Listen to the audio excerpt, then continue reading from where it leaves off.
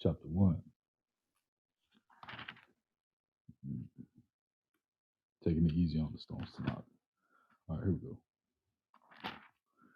And it says, King David was old and advanced in his years, and they covered him with garments, but he did not become warm. His servants said to him, let there be sought for my Adonai the king a young virgin who will stand before the king and be his attendant. And she will lie in your bosom, and it will be warm for my Adonai the king. They sought a beautiful girl throughout the boundary of Israel, and they found Abishag the Shunammite. And they brought her to the king. The girl was exceedingly beautiful, and she became the king's attendant, and she served him. But the king was not intimate with her. And and Adoniah, son of Haggith, exalted himself, saying, I shall reign. He provided himself with chariots and riders and 50 men to run before him. All the days his father had never saddened him by saying, why have you done this? Moreover, he was very handsome, and his mother bore after him Absalom. He discussed with his intentions with Joab, the son of Zeruiah, and Abiathar, the Kahan, and they assisted following after Adoniah. But Zadok the Kahan, Benaiah, the son of Jehoiada, Nathan the Nabi, Shimei, Ray, and David's mighty men were not with Adoniah. Adoniah slaughtered sheep, cattle, and the fatted bull at the Zahalah stone, which is near Anragal, and he invited all his brothers, the sons of the king, and all the men of Judah, and all the king's servants. But Nathan the Nabi and Benaiah, the mighty men, and his brother Solomon they did not invite. Nathan spoke to Bathsheba, Solomon's mother, saying, have you not heard that Adoniah Ben Haggith has become king? But our Adonai David does not know. So now I will give you counsel now, so that you may save your soul and the soul of your bond Solomon. Go and come to King David and say to him, have you not, my Adonai the king, sworn to your maidservant, saying, your bond Solomon will reign after me and sit on my throne? Why has Adoniah become king? While you are still speaking there with the king, I will come in after you and will supplement your words. So Bathsheba came unto the king into the chamber. The king was very old, and Abishag the Shunammite was serving the king. Bathsheba bowed and prostrated herself to the king and the king said, what concerns you? She said to him, my Adonai, you swore to your maidservant by Yahweh that your Allahayat, only Solomon your son will reign after me, and he will sit on my throne. But now behold, Adoniah has become king now, my Adonai the king, and you did not know. He has slaughtered ox, fatted bull, sheep in abundance, and had invited all the king's sons, as well as Abiathar the Kahan and Joab, the commander of the army. And he has not invited your servant Solomon. And you, my Adonai the king, and all the eyes of Israel are upon you to tell them who will sit on the throne of my Adonai after him. For it will happen when my Adonai the king lies with his forefathers. I and my son Solomon will be deemed sinners. Behold, she was still speaking with the king when Nathan the Nabi arrived. And they told the king, saying, Nathan the Nabi is here. And he came before the king and prostrated himself to the king with his face to the ground.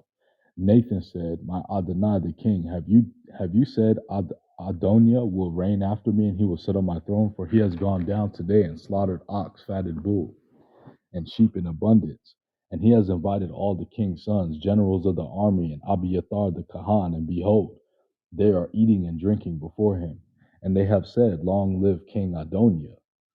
But me and I, your servant, and Zadok the Kahan, Benaiah the son of Jehoiada, and your son Solomon he did not invite. Can it be that this matter has come from my Adonai the king, and you have not informed your servant, who will sit on the throne of my Adonai the king after him?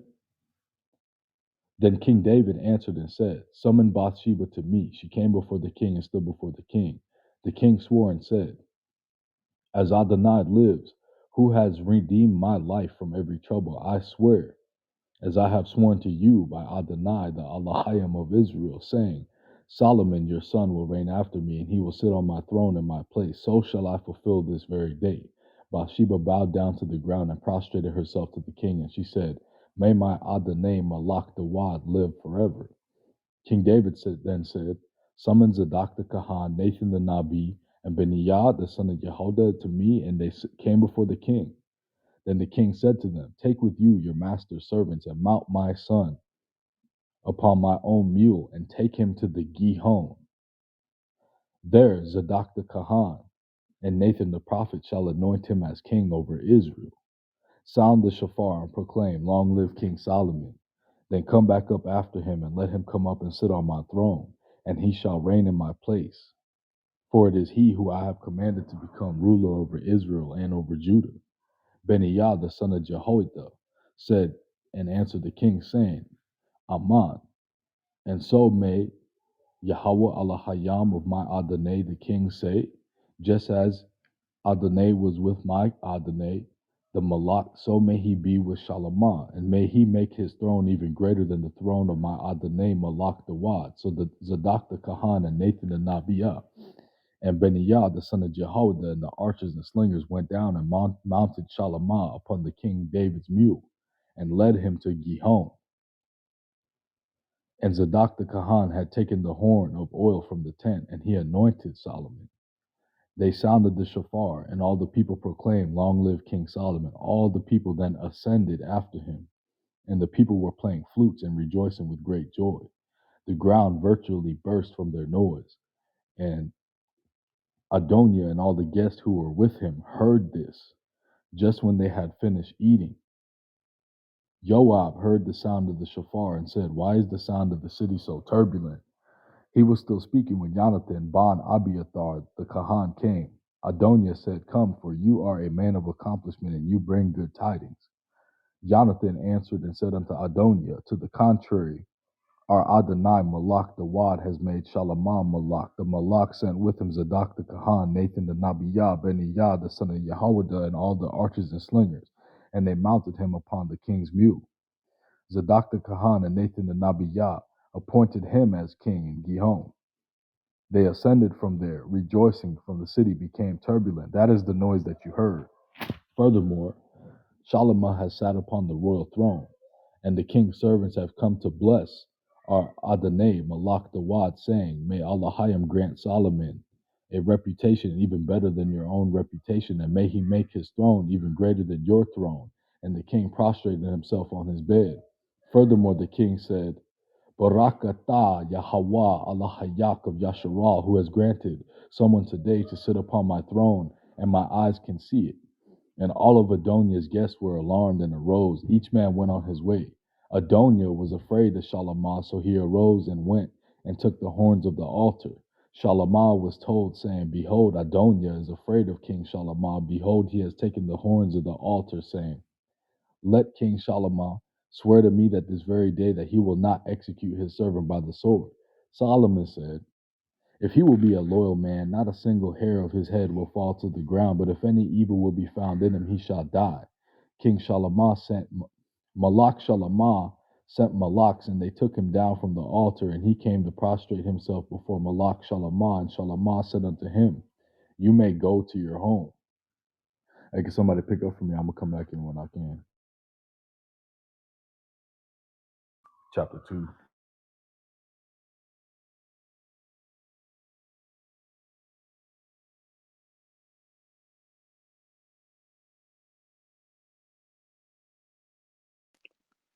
When the time drew near for David to die, he gave charge to Solomon his son.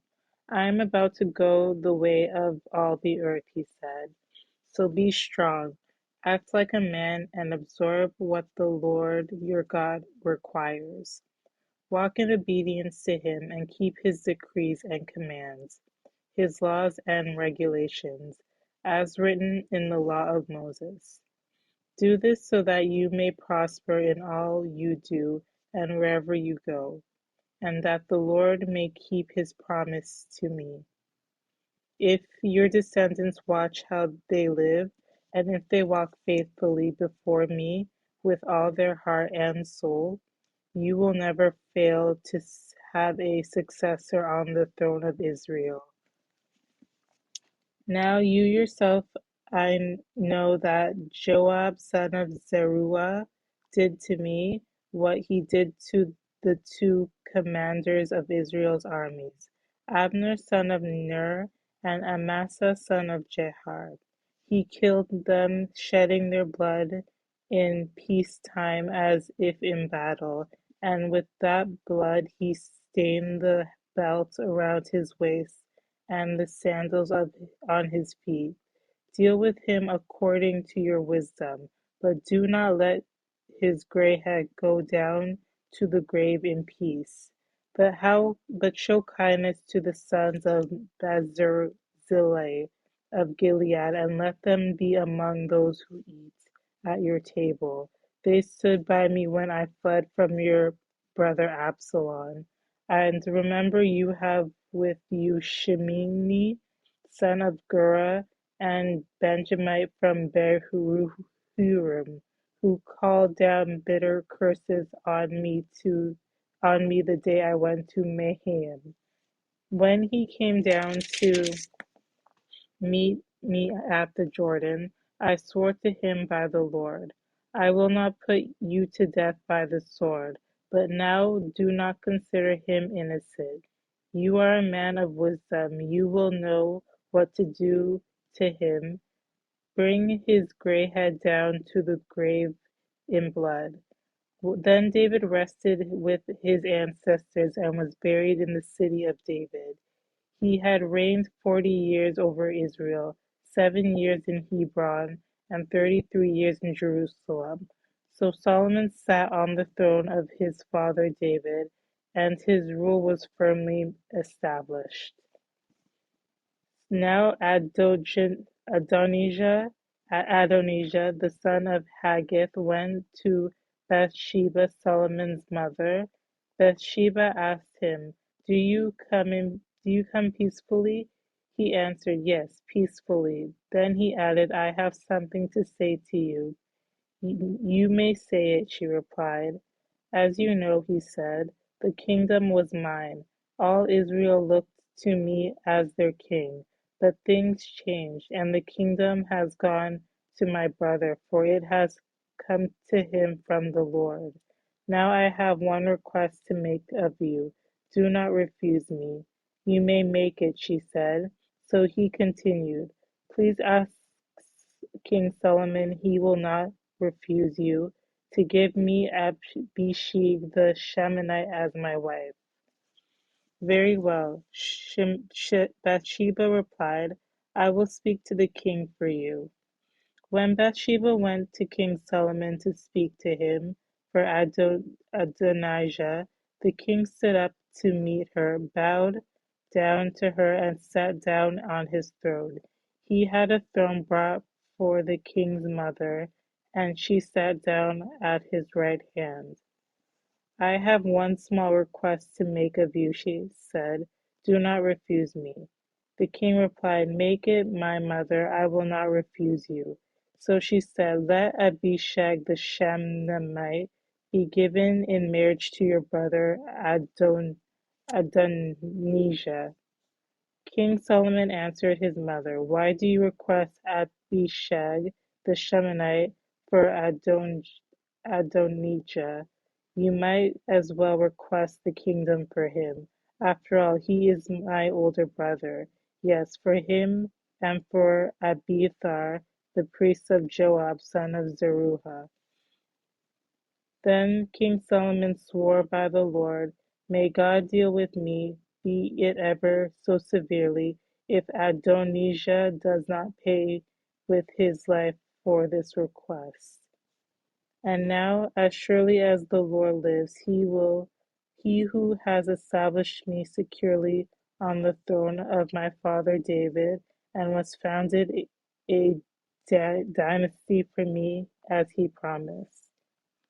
Adonijah shall be put to death today. So King Solomon gave orders to Benaiah son of Jehoiada, and he struck down Adonijah, and he died. To Abiathar the priest the king said, Go back to your fields in Anathoth. You deserve to die, but I will not put you to death now, because you carried the ark of the sovereign Lord before my father David, and shared all my father's hardships. So Solomon removed Abiathar from the priesthood of the Lord, fulfilling the word of the Lord had spoken at Shiloh about the house of Eli.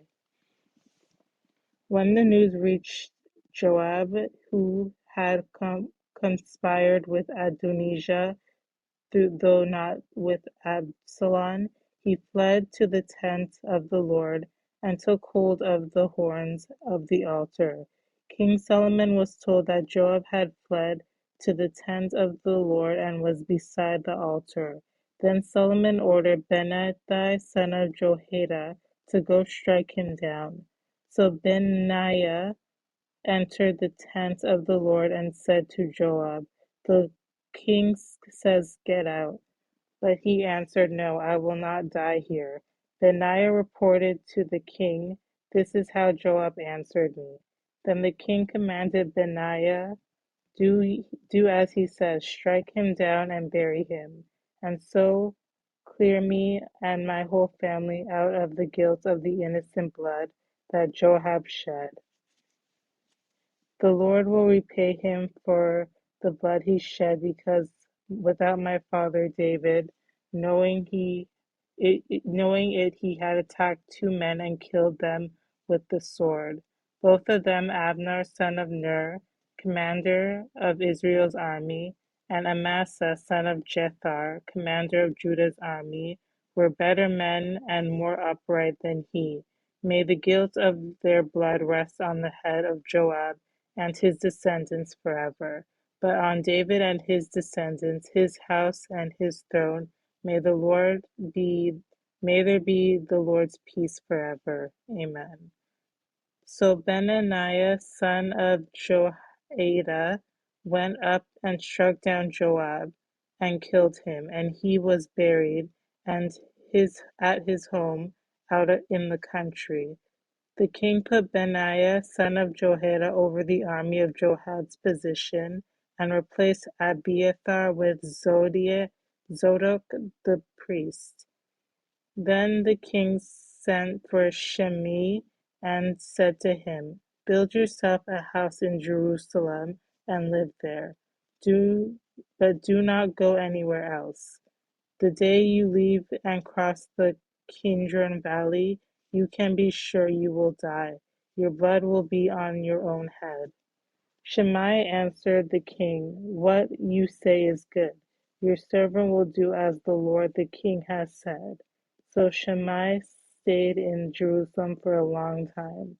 But 3 years later, two of Shimei's slaves ran off to Achish, son of Maacah, king of Gath, and Shimei was told, "Your slaves are in Gath."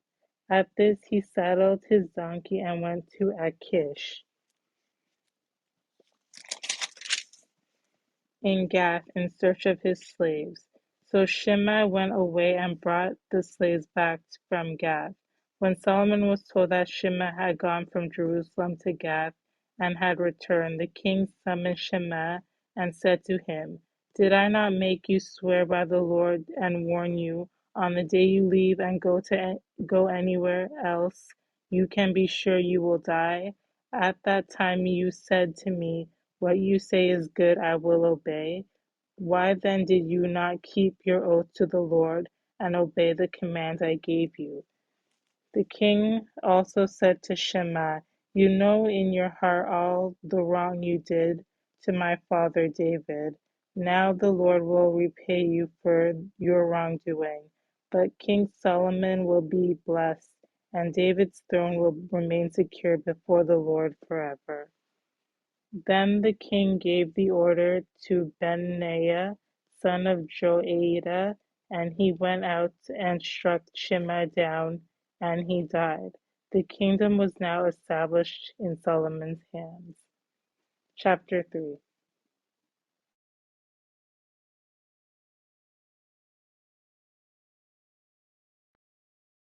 You want to take three, Adia? I know you're not sleeping already.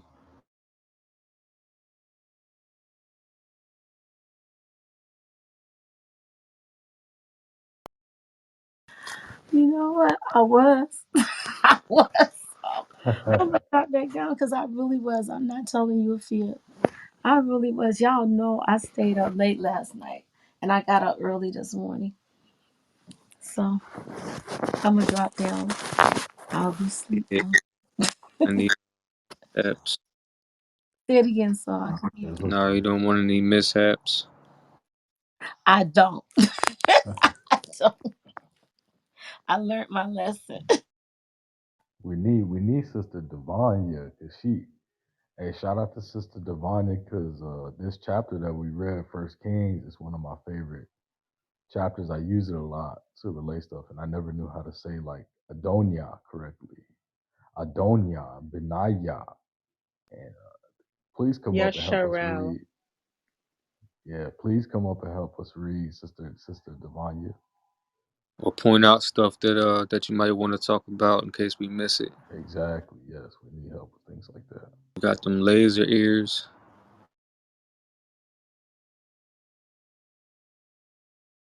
You guys just convicted my soul. You know, you can't do that.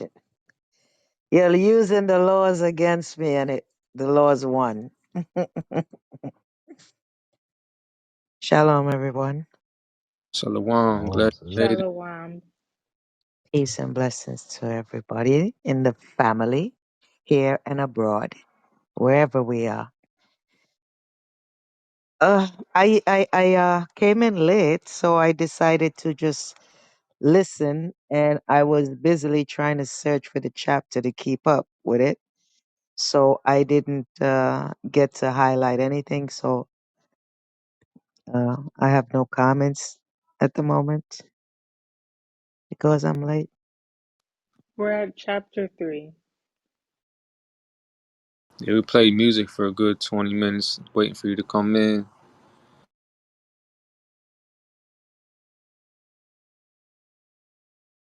Kind of sorry about that. Well, thank you so much for even considering me. Yeah, I got a little caught up in what I was doing and it ran over time. So, but better late than never. We're here. All good, all good. So we're reading from Chapter 3. First Kings First, and we're at chapter 3. Starting correct. at chapter 3, correct? Yes. Any particular version we're reading from? Because again, I usually read from the King James version. No problem. Uh, I mean, I guess it don't matter. Me and Menelek would have the stone to knock, but I have the I stones to have knock the too. I just NIV. you have a stones. yeah, I do have the stones. It's just that I'm gonna have to order a larger print, and actually I have to make an appointment with the eye doctor. My reading glasses may need a little bit of boost because the stones I have, the prints are so small.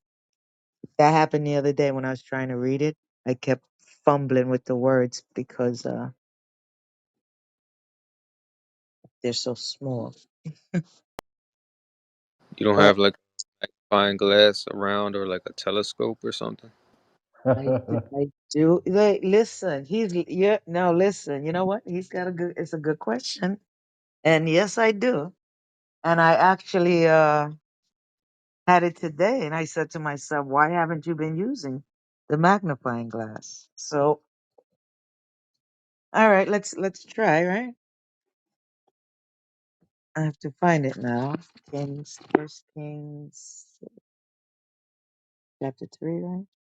Okay, let's see.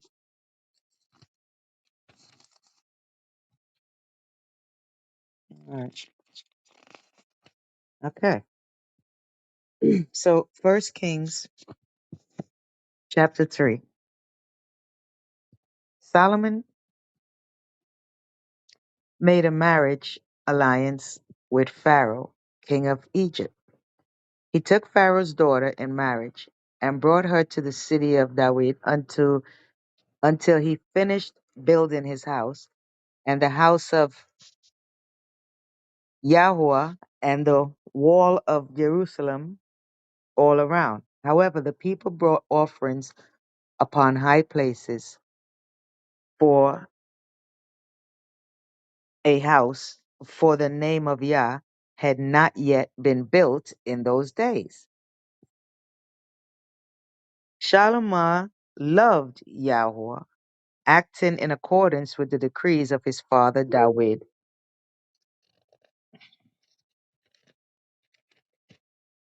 Only upon high places he slaughtered and buried offerings. The king went to Gibeon to sacrifice there, for that was the great high place.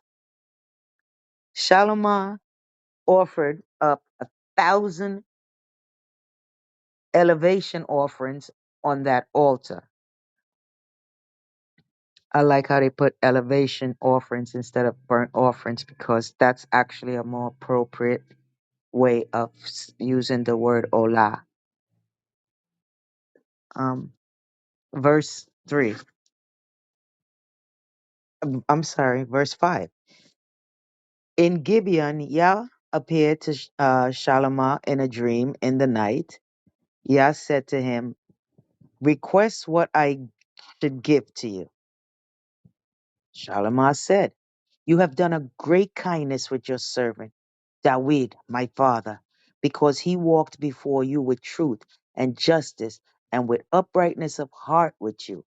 And you have preserved for him this great kindness and have granted him a son who sits on his throne this very day. And now, Yah, my Elohim, you have crowned your servant in place of David, my father. But I am a young lad. I do not know how to go out and come in. Meaning he doesn't know righteousness, he doesn't going out and coming in. It's just metaphorical for the walking in the righteous ways. All right. He guess he doesn't feel he's Shalom to the room. Shalom, brother. We're on First Kings chapter 3, and we're up to verse 6. In the middle of verse 6. And continue. So you have crowned your servant in the place of David, my father, but I am a young lad. I do not know how to go out and come in. Your servant is in the midst of your people whom you have chosen, a large nation that can neither be counted nor numbered because of its abundance. May you grant your servant an understanding heart to judge your people, to distinguish between good and evil. For who can judge this formidable people of yours? Even as a lad, him asking that question is very profound and very mature. Uh, Great. He has a we're at, great. go ahead, I was saying he has a great point, a great question. Khan. We're at verse 10 now. It was good in the eyes of uh, it was good in the eyes of Elohim that Solomon had requested this thing. Elohim said to him, because you have requested this thing, and you have not requested length of days, and have not requested riches, and have not requested the life of your enemies, but you have requested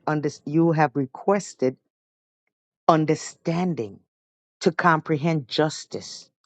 Behold, I have acted in accordance with your words.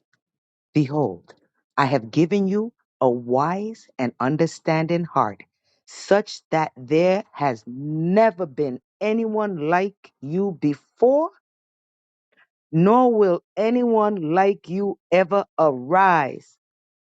Uh-oh, sorry, JC. Moving on. I was just talking about that earlier. And then JC think he the greatest. And JC said he was the greatest. There was no one Can't, ever like him. He said that in the New because that Testament. would mean Yah is lying, right? That would mean Yah is lying here, right? Hmm. That would mean Yah is lying. Verse 13. Furthermore, even that, even that which you did not request, I have granted you, even riches and honor all your days, such that there has never been any man among the kings like you. If you walk in stipulations now again, if you walk in my ways, observing my decrees and commandments, as your father David walked, I shall prolong your days. Meaning he's going to have a long life. Solomon awoke, and behold, it had been a dream. When he came to Jerusalem, he stood before the ark of the covenant of uh, Adonai, of Elohim, and brought up elevation offerings and offered peace offerings, and he made a feast for all of his servants. Then two women innkeepers came to the king and stood before him. One woman said, "Please, my lord." Hello, pay attention to this. Anyone out there for chapter Psalms chapter 110, when it says, "And Yahweh said to my Lord." Okay, this is just that we called our leaders, we addressed them as my Lord. Okay, so the woman is saying to Solomon, right? One woman said, "Please, my Lord, I am this woman, dwell in one house, and I gave birth while with her in the house. On the third day after I gave birth, this woman gave birth as well. We were together. There was no outsider with us in the house. Only the two of us were in the house. The son of this woman died at night because she lay upon him. She arose during the night and took my son from my side while your maidservant was asleep and laid him in her bosom. And her dead son she laid in my bosom. When I arose in the morning to nurse my son, behold, he was dead. When I studied him in the morning, um, when I studied him in the morning, behold, it was not my son to whom I had given birth. But the other woman said, "It is not so. My son is the live one, and your son is the dead one." But this one said, "It is not so. Your son is the dead one, and my son is the live one." And they went on speaking before the king. The king said, "This one claims this is my son, who is alive, and your son is the dead one. And this one claims it is not so. Your son is the dead one, and my son is the live one." So the king said, "Fetch me a sword." Wisdom. And they brought a sword before the king. The king said, "Cut the living child in two and give half to one and half to the other." The woman whose son, no, the woman whose son was the live one spoke to the king because her compassion, right? Her passion was aroused for her son. And she said, "Please, my lord, give her the living newborn and do not put it to death." But the other one said, "Neither mine nor yours shall he be. Cut." The king spoke up and said, "Give her," the first one, "the living newborn, and do not put it to death. She is his mother." All Israel heard the judgment that the king rendered, and they were in awe of the king, for they saw that the wisdom of Yah was with him to do justice. So King Solomon was king over Yasharal. There were his ministers, Azariah, son of Zadok, the Cohen. Can't see that. Hold on. Where's the magnifying glass? What is that? Oh, Eli Koref. Eli Koref and Akia, brother of Yah, Sons of Shisha. Hold on, let me bring this light a little closer to me here. Okay. Sons of Shisha, scribes, Yehoshaphat, son of Achilud, and the secretary, Beniah, son of Yehoiada, over the army, Zadok and Abiathar, Kohanim, Azariah, son of Nathan, or Nathan, over the commissioners, Zabud, son of Nathan, a senior minister, a friend of the king, Akishad, the chamberlain, the chamberlain, and Adoniram, right? Yeah, Adoniram, son of Abda, over the taxes. Shalimah had 12 commissioners over all of Yasharel who sustained the king and his household. Each one sustained him 1 month out of the year. These were the names: the son of Hur of Mount Ephraim, the son of Deker at Makaz, Shaalbim, Beth Shemesh, and Elon Beth Hanan, the son of Kesed, at Arubot. He was in charge of Sukkot, and the entire of Kefer, the son of Abinadab, was in charge of the entire Dor district. The Dor district is the what you would call what we call today library. Dor is means posterity, generations. So that would be a place, the district where you would go and find the records, where you would go and look up who belongs to who if there's any questions. So anyway, you have the entire Dor district. Taphath, daughter of Shalimah, became his wife. Baanah, son of Achilud, at Tanakh, and Megiddo, and all the Bet Shean, which is near Zaretan, below Yesreel, and Bet Shean, until the plain of Mekolah, until beyond Yokmeam, the son of Geber, at the Ramoth Gilead. He was in charge of the villages of Yair, son of Manasseh, in the Gilead, and he was in charge of Argob region, which is in Bashan, 60 great cities with walls and copper bars.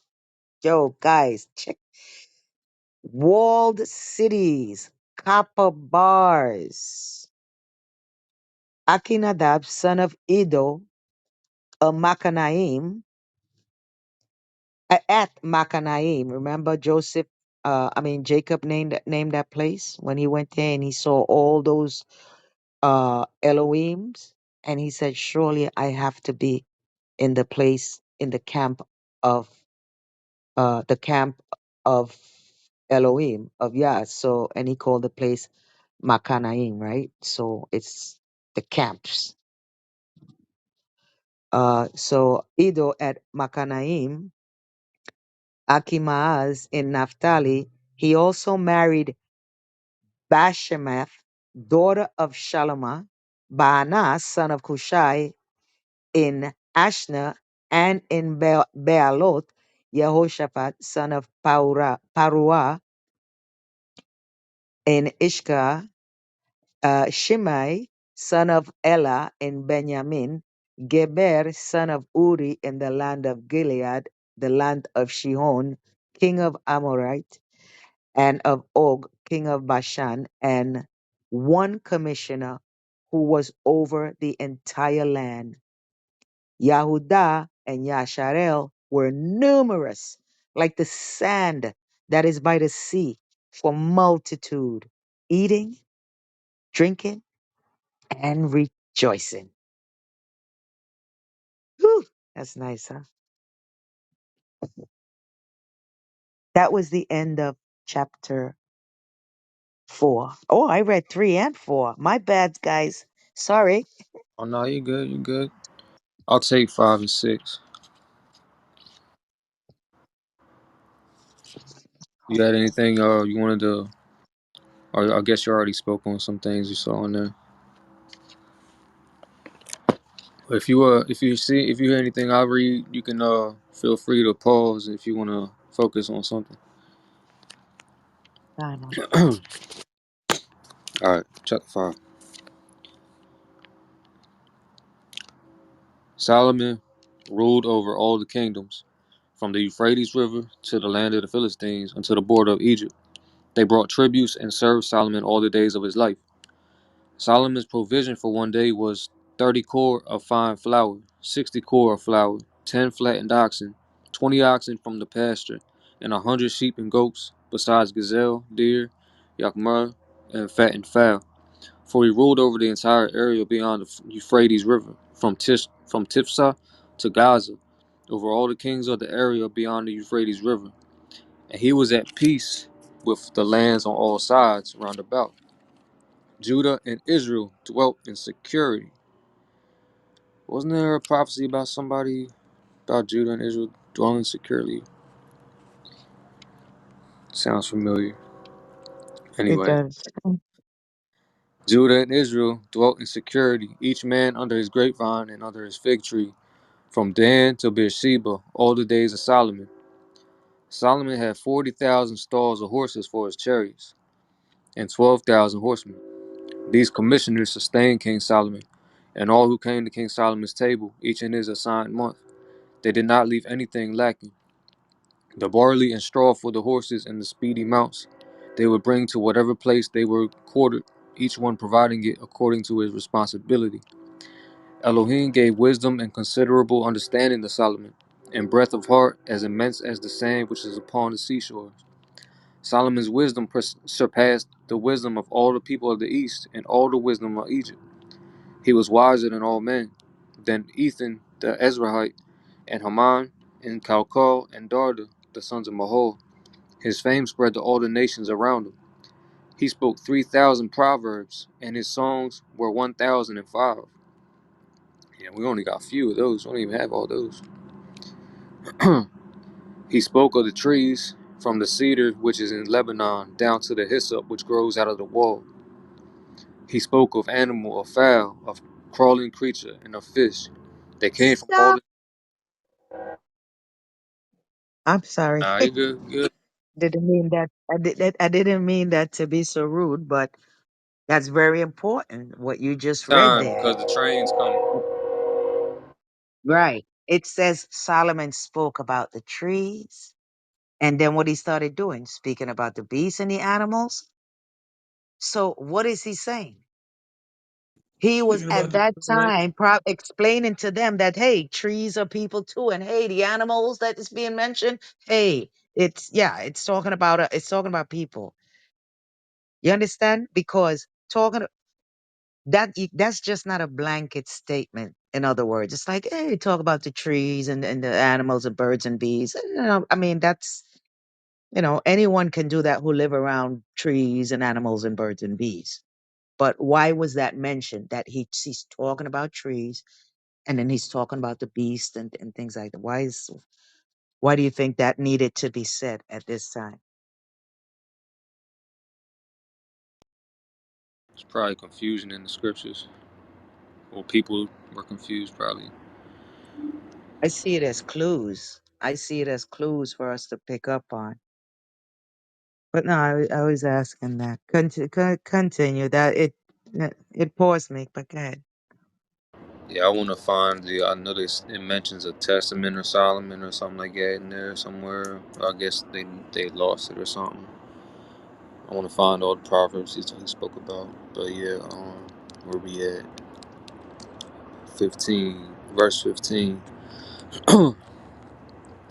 Haram, king of Tyre, sent his servants to Solomon, for he had heard that he had been anointed king in place of his father. For Haram had always been a friend of David.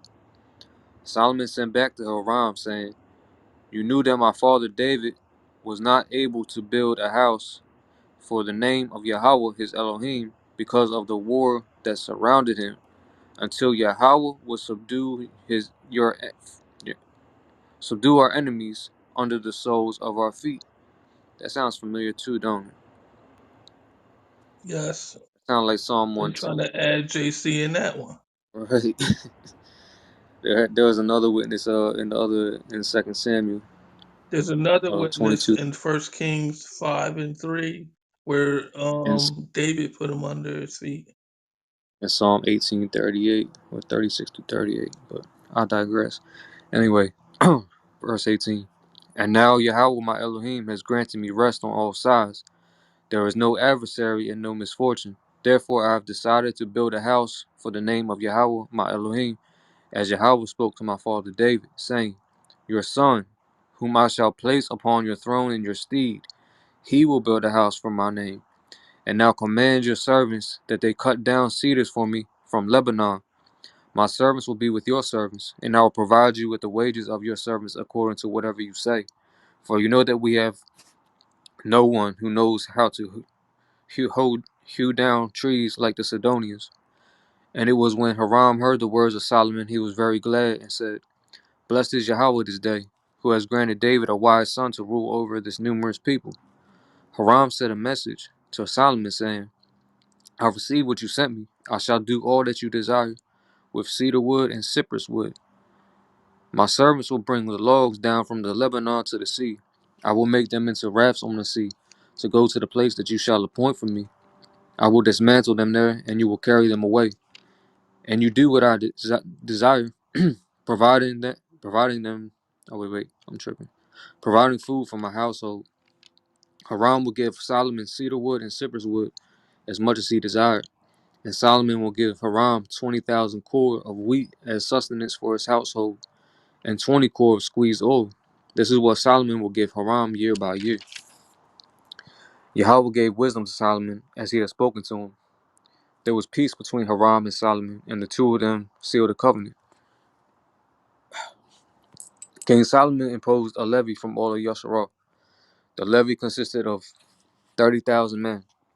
He sent them to Lebanon in shifts of 10,000 each month. For 1 month they will be in Lebanon, and for 2 months each will be at home. Adoniram was in charge of the levy.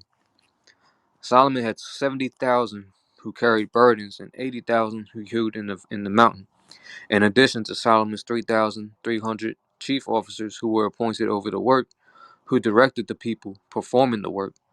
The king commanded, and they quarried great stones, heavy stones, to lay the foundation of the temple with hewn stones.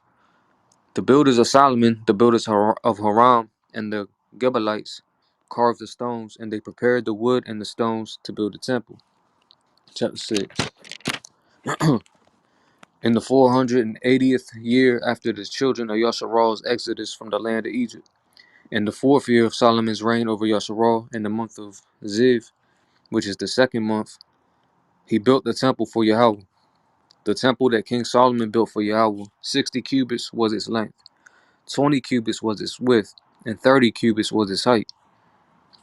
The hall in front of the sanctuary of the temple, 20 cubits was its length across the width of the temple, and 10 cubits its width in front of the temple. He made narrow windows. Man, You good? so yeah, I wanted to say so. Anyone who's keeping track of time, doing what Daniel says, so to speak, this is one of the verses here that gives you like a catch up if you've done all the addition from Adam all the way down to where we are at now. It well from all the way from Adam to we can calculate that with the names because it says how old the person was and they begot the next person and how old they were when they begot the next person. So with that we can do calculations. And then now when we get all the way now it's like okay, we're under Pharaoh, we go through all of that. Oh, okay, how much time has passed by since we came out from there? And that first verse literally gave it away there and told us in the 480th year after the children of Israel exodus from Egypt. So I just wanted to point that out for anyone who's doing a timekeeping, so to speak, as Daniel did. That's a good verse to reference on, and it yeah, that's all. Thank you.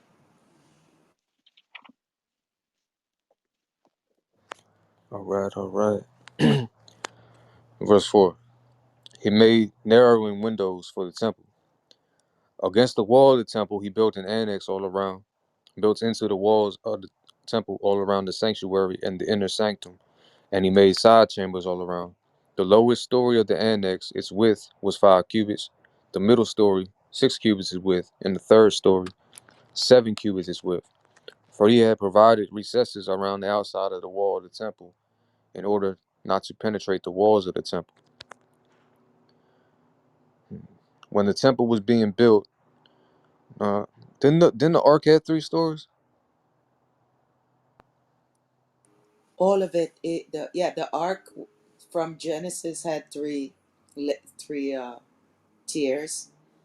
So does the yes, the temple, yes, has 3 tiers, and Yah resides at the highest tier, which is the Holy of Holies. Good observation, excellent observation.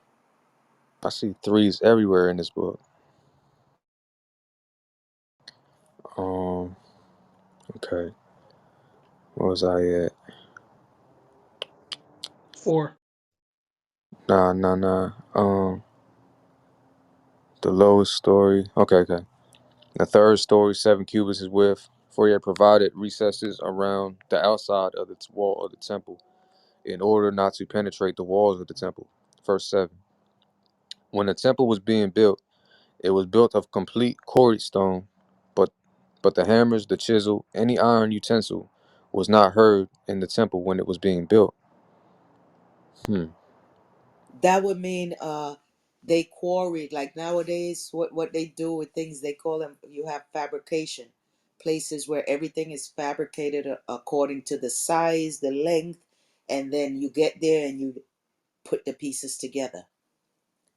So yeah, it's basically, he told you that I don't want no noise, no hammering. You could, this not no big construction site. So these churches here that are built by construction companies and all that have nothing to do with Yah.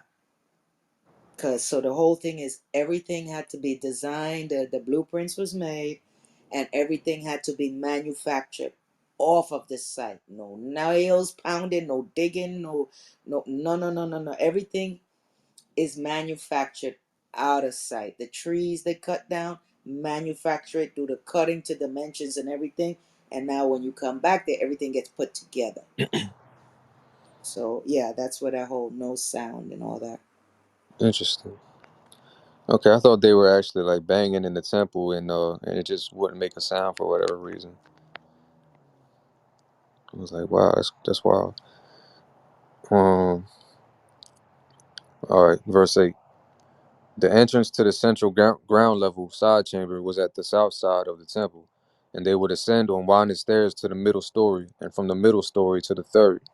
He built the temple and completed it. He made the temple ceiling of decorative wooden panels under cedar planks.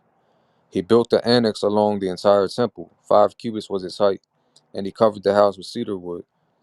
The word of Yahweh then came to Solomon, saying, This temple that you build, if you follow my decrees, perform my statutes, and observe all my commandments to follow them, I shall uphold my word with you that I spoke to David your father. I shall dwell among the children of Yasharal, and I shall not forsake my people, Yasharal.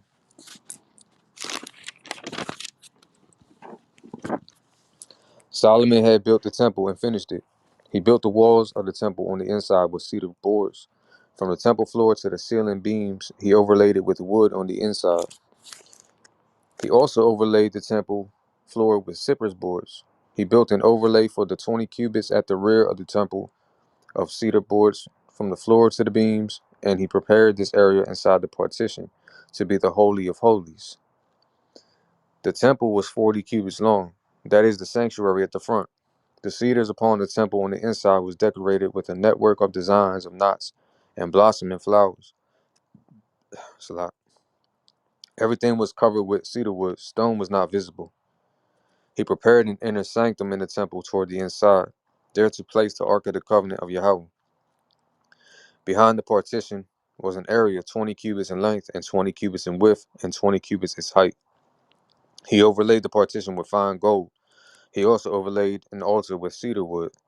Solomon then overlaid the inner section of the temple with fine gold, and he drew golden chains in front of the partition, and he overlaid it with fine gold. He then overlaid the whole temple with gold until the entire temple was completely overlaid. The whole altar that stood opposite the entrance of the inner sanctum he overlaid with gold. In the inner sanctum he made 2 cherubim out of olive wood, each one its height in 10 cubits, and 5 cubits the one wing of the cherub, and 5 cubits on the second wing of the cherub, 10 cubits from the edge of his one wing to the edge of the other wing. The other cherub was also 10 cubits, one size and one form for the 2 cherubim. The height of one cherub was 10 cubits, and so the second cherub. He put the cherubim inside the inner chamber, and they spread out the cherubim's wings. The wing of one touched the wall, and the wing of the other touched the second wall, and their other wings, which were in the center of the chamber, were touching wing to wing. He overlaid the cherubim with gold. All the walls of the temple were surrounded by designs, an engraved network of figures of cherubim and palm trees and blossoming flowers inside the chamber, in the inside chamber, and in the outside chamber. He overlaid the floor of Uh, the house. Yeah, yeah. no, you can finish that verse. All right. He overlaid the floor of the house with gold also in the inner chamber and in the outer chamber. No, so you would pay attention that the cherubim, it's all carved out of one piece of wood, right? So that you have to think about the according to the dimension, it had to been one of those big trees, the one of them trees with a wide base where you can build this thing to, because it's all everything. Notice, yeah, and everything is like, this has to be made out of all one piece. You know that this have the wall one go, batter everything into shape. So it can't be like we would do today. We take a piece of this here and we would weld a piece of iron here, weld it to this, and weld things together. No, with the when you're making the carvings and the gold, it was always no. It have to be made out of one entire chunk of gold. You have to create the entire uh, uh, uh, uh, the incense holders or the whatever this design, whatever it called for, it had to be complete. It couldn't be no adding this piece here later, adding the handle there, and adding the no, everything was come out of one stock of things. So it's I want to bring, so notice it says olive. Remember, olive oil is very important, right? Shaman, right? The seed shaman, right? The olive oil. So it's carved out of that, and then over it, it's overlaid. It's overlaid with the gold. And what else did it say there? The network figures. These the same cherubims.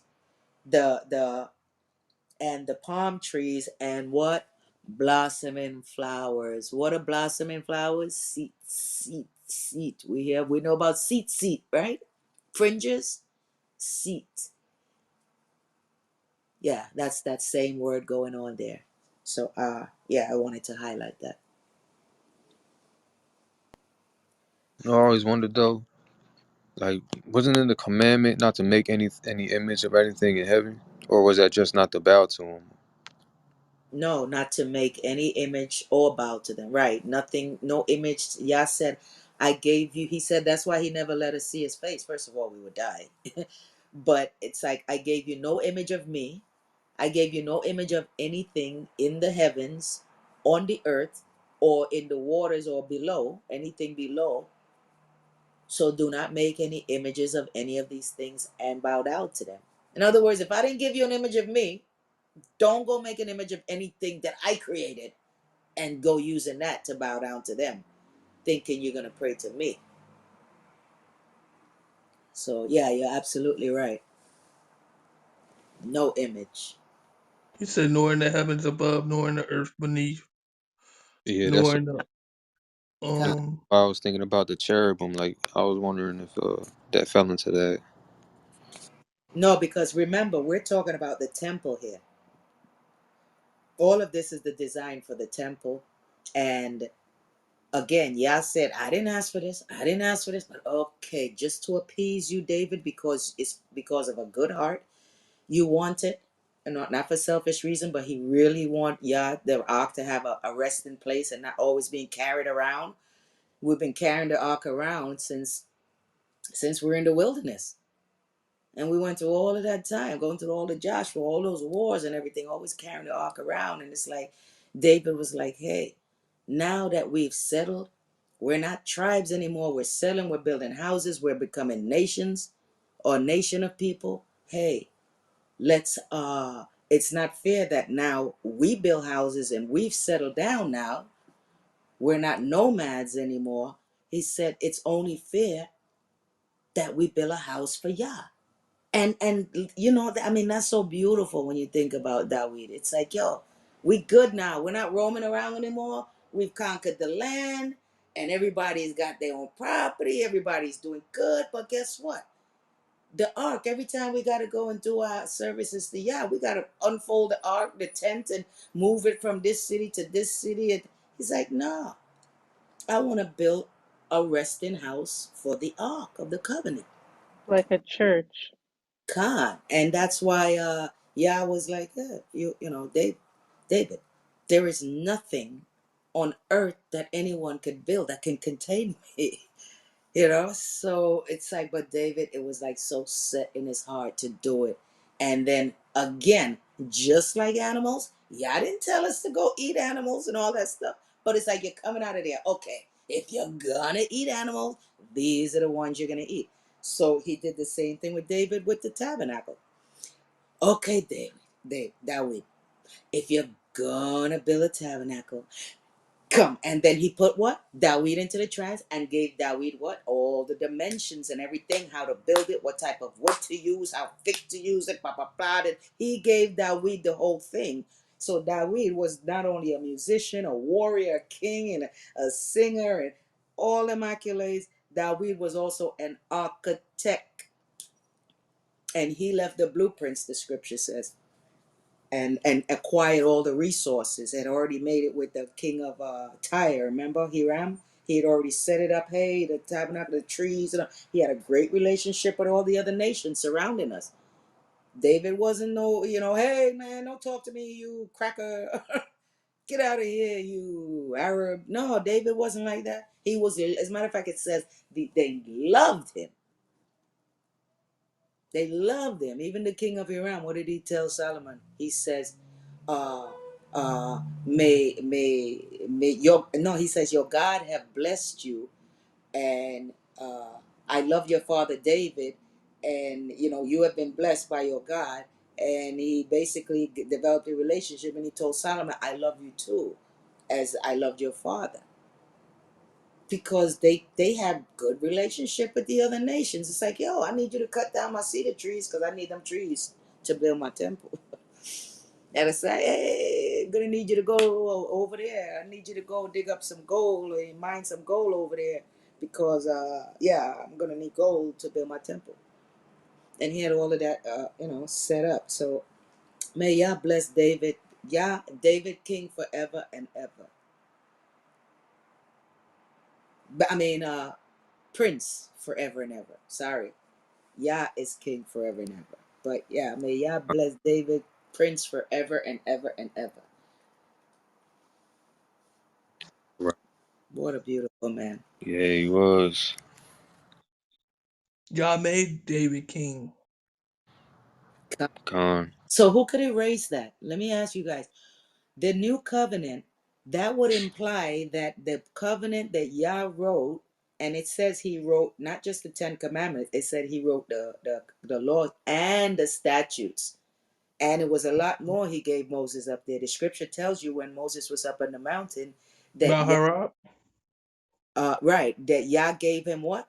The dimensions for the tabernacle. That same Mm-hmm. tabernacle we carried around for 40 years in the wilderness, that had to be designed a special way. And when you look at all the material and all that stuff, and only the Levites can touch it, only the Levites can carry it. And when you look at all that material, that thing had to be It heavy. had to be. It had to be heavy. It had to be heavy. So, I know that was a break too. And when you look at it, you could see that Yah gave our people knowledge of how to do things. It's like you're gonna do it. You think Yah's not gonna tell you how to make hinges, how to make bolts, how to make tongue and groove sockets? Just You know like he gave us what? knowledge how to keep the Sabbath. Exactly. So with that, we're gonna have to know how to build and do everything right, right? To do it. So the same thing he did with the animals. Like, okay, if you're gonna eat animals, this is what you're gonna. If you're gonna do this, if you're here, this is how you're gonna do it. That's why every king we got new statutes. Usually were added to it, at least one or two. When we encounter new sins, when new sins come along, new statutes were added. I mean, that's just the natural part of life. It happens today, a new crime that nobody ever heard of before. Once it's committed, they're gonna you're gonna put set laws to it, right? So that's how the statutes were always added to us. David added statutes to the commandments. So the word never dies, and it just keeps growing. As long as we keep growing and our sins keep growing, the new statutes always kept it. But the thing is, we've done so much under the sun that everything that's written there, it covers basically everything we're doing now. No matter how new the sin is, there is a judgment and a punishment for it. God. Con. What was that? Okay. All right. Chapter 6, verse 31. For the entrance of the inner sanctum, he made 2 doors of olive wood.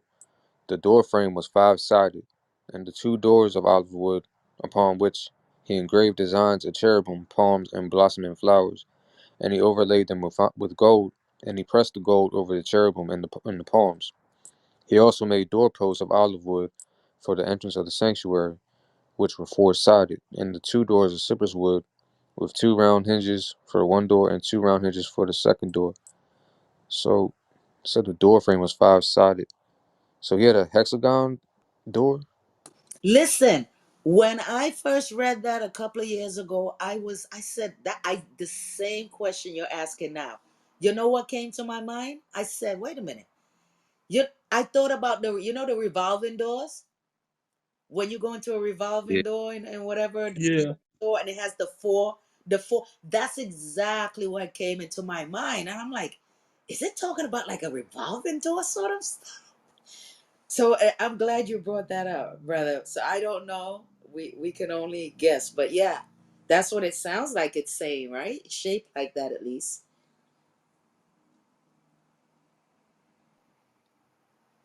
Hmm. I don't know. What was the palms? Okay.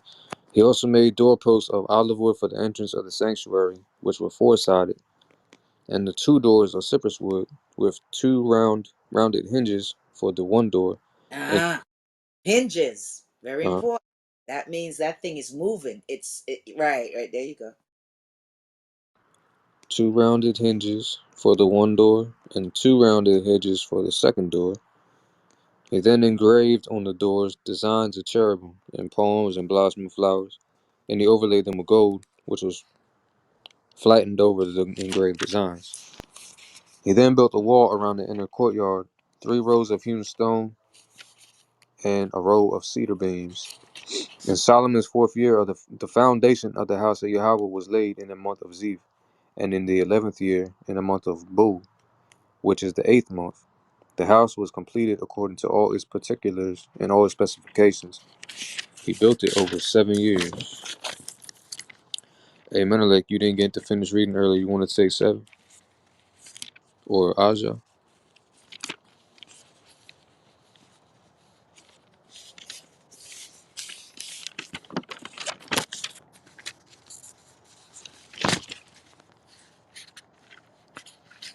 Yeah, Asia, you want to pick up or somebody else? I'm gonna pick up in a few. I'm almost done. It's just like kind of loud back here.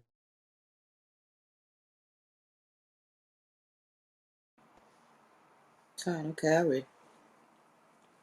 Uh, First Kings chapter 7. His own house Shalomah built over 13 years, and he finished his entire palace. He built the house of the forest of Lebanon, 100 cubits its length, 50 cubits in width, and 30 cubits in height, over 4 rows of cedar pillars with cedar beams over the pillars. It was roofed with cedars overhead. Upon the boards that were atop the pillars, there were 45 boards, 15 per row. These were also 3 rows of windows, opening opposite opening, 3 times. Whew. All the doorways and doorposts had 4-sided frames. They were aligned, opening opposite opening, 3 times. He made a portico of pillars for this building, 50 cubits at its length and 30 cubits its width. The portico was situated in front of the doors of the building and had its own pillars with a thick beam upon them. This is where they get the designs of those, like you think about those old colonial houses or even these courthouses and stuff, where the portico is basically like the porch front, right? And then they have the big pillars of beams in front of it. It's where they get these designs from. Um, and we were at let me read verse 14. Is that where I was? I didn't mark my place. Okay, so verse 11. But above ground there were valuable stones, the size of hewn stones and cedar. The great courtyard all around the king's building. Its walls were made of 3 rows of hewn stone. I read that. And a row of cedar boards, and it was done for the inner court of the temple of Yah and for the temple hall of the temple. King Solomon sent and took Hiram from Tyre, and was the son of a widowed man from the tribe of Naphtali. His father had been a Tyrian coppersmith. He was full of wisdom, insight, and knowledge to do all sorts of work with copper. So he came to King Solomon and performed all his work. He designed the 2 pillars of copper, 18 cubits of height of the one pillar, and a 12-cubit string could go around its circumference, and likewise for the second pillar. He made 2 capitals to place upon the tops of the pillars of molten copper. Man, ooh, 5 cubits the height of the one capital, and 5 cubits the height of the second capital. There were nettings of meshwork and ropes of chain work on the capitals that were upon the pillars. 7 designs. 7 designs. Interesting. For the one capital and 7 for the second capital. He made the pillars.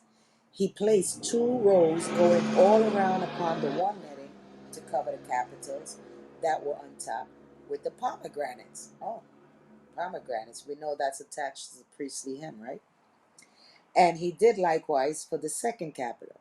Over the capitals were atop the pillars, which were atop the pillars, and the capitals are those. Anybody, if you know a column, and you look at a column and it has the round cap on top, that's what they're talking about when it says capital, right? Yeah. And he erected the pillars by the hall of the sanctuary. He erected the right pillar and called its name Yakin, and he erected the left pillar and called its name Boaz. So we going all the way back where this thing happened at time of Judges, and the book of Ruth. You can take the book of Ruth and put it inside of Judges, because that's when that was going on. It even tells you in the first book of Ruth, this happened during the time of Judges. So I mean, you can't ask for a bigger clue than that. And that's when the whole Boaz, we know, is uh, the great grandfather of David, right? 10 generations behind. So they call one of the pillars Boaz, and strength is in it. Strength is in it. Verse 22. Upon the top of the pillars was placed a flowered figure, and the work of the pillars was complete. He made the sea of cast metal. Now they're making a sea, right? So just picture the design, what's going on, guys, and you're gonna see that when you finish with this reading, it's literally like the design of the earth. At least that's how I saw it. But he made the sea of cast metals 10 cubits from its one lip to its other lip, circular all around, 5 cubits its height. A 30-cubit line could encircle it all around. Knobs under its lips around it, it's 10 cubits in length, girding the sea all around. 2 rows of the knobs, which were cast with the casting of the sea, it stood upon 12 oxen. That's your footing, your mountains below the waters. 3 facing north, 3 facing west, 3 facing south, and 3 facing east. The sea was on top of them, and their haunches were toward the center. Think about your mountains and all your hills. Its thickness was 1 hand breadth. Its lip was like the lip of a cup, with a rose blossom design. We have to think about your valleys. Its capacity was 2,000 bath measures. He then made 10 copper stands, 4 cubits each stand, 4 cubits its width, and 3 cubits its height. This is the workmanship of the stands. They had frames and more frames between the rods, and on the frames, which were between the rods, were engraved lions, oxen, and cherubims. There were a base upon the rods. Above them, under the lions and the oxen, there were braces of hammered metal. There were 4 copper wheels to each stand, and copper bars that had shafts at their 4 corners. The shafts were cast under the basin opposite each brace. Doesn't it sound like Ezekiel when they're describing the cherubims? Okay. Verse 31. This is First Kings verse 30, chapter 7 verse 31. The opening of the stand extended from inside the capital of the stand 1 cubit upward. Its opening was round, like the workmanship of the stand, 1.5 cubits in diameter. There were designs upon the what's that? There were designs upon the rim also. The frames were square, not circular. As for the 4 wheels that were under the frames, the axles of the wheels had axles. The axles of the wheels were built into the stand, and the height of each wheel was 1.5 cubits. The workmanship of the wheels was like the workmanship of the chariot's wheel. Ezekiel. Their axles, their hubs, their rims, and their spokes were all made of cast copper. There were 4 shafts at the 4 corners of each stand. From the stand, its shafts came. At the top of the stand, there was a round frame, 0.5 cubit high, surrounding the opening, and on the top of the stand, its rods and its frames were all from it. And he engraved upon the tablets, upon its rods, and upon its frames, cherubims, lions, and palms, all embraced firmly round about. Thus he did for the 10 stands, 1 casting, 1 measure, 1 form for all of them. Hear that? 1 casting, which means everything. That's why when you look at so much of these Egyptian things and they want to know about how the thing they made the face them so perfect, the left side is as perfect as the right side, because we did all of that. Castings. Okay. And yeah, I'm sorry. I get excited with this stuff, guys. Sorry. And is that it? Did I flip one page too many? I don't know. Did I finish that chapter? Hold up, I'm not even at my book right now. I'm gonna get some water. Oh no, I don't think so. No, no, I did No, not. you didn't finish. Yeah, I'm on verse 38. All right, chapter 7, verse 38 of First Kings. He then made 10 copper lavers. Each laver had a capacity of 40 bath measures. Each laver was 4 cubits high. There was one laver for each of the 10 stands. He placed the stands, 5 at the side of the temple to the right, and 5 at the side of the temple to its left. And he placed the sea at the right side of the temple, eastward, opposite the south. Hiram made the lavers, the shovels, and the bowls, See, this is another nation who's what? Making these things, right? Hiram made the lavas, the shovels, and the bowls, and Hiram finished doing all the work that he did for King Solomon for the temple of Hashem. Oh, sorry, Father. For Yah. Verse 41. Two pillars, the two bases of the capitals were that were on top of the pillars, the two nettings to cover the two basins of the capitals that were on top of the pillars, the pomegranates, 400 for the two nettings, two rows of pomegranates for each netting to cover the two basins of the capitals that were on top of the pillars, the 10 stands and the 10 lavas upon the stands, the one seat and the 12 bowls under the seat, the pots, the shovels, the bowls, right? Those will represent your different parts of the world, right? You know, you got the sea, and then now you got your different sections involved, and lands and valleys and hills, mountains, right? And the bowls, and all of these vessels that Aram had made for King Solomon for the temple of Yah, all of them from pure copper. The king cast them in the plain of Jordan, Yarden, in firm clay, between Succoth and Zaretan. Solomon yet aside all the vessels. Solomon set aside all the vessels because there were so very, very many. The weight of the copper could not be determined. Even back then, they couldn't determine it. That's why they tell you now they still can't even figure out. It's too vast of a number to figure out the metal, how much metals he was using and everything. And Solomon made all the furnishings for the temple of Yah, the golden altar, the table upon which the showbread of gold, the candle, the candelabra or the candlestick, five on the right and five on the left, placed in front of the inner sanctum in fine gold, with their flowers, lamps, and tongs of gold.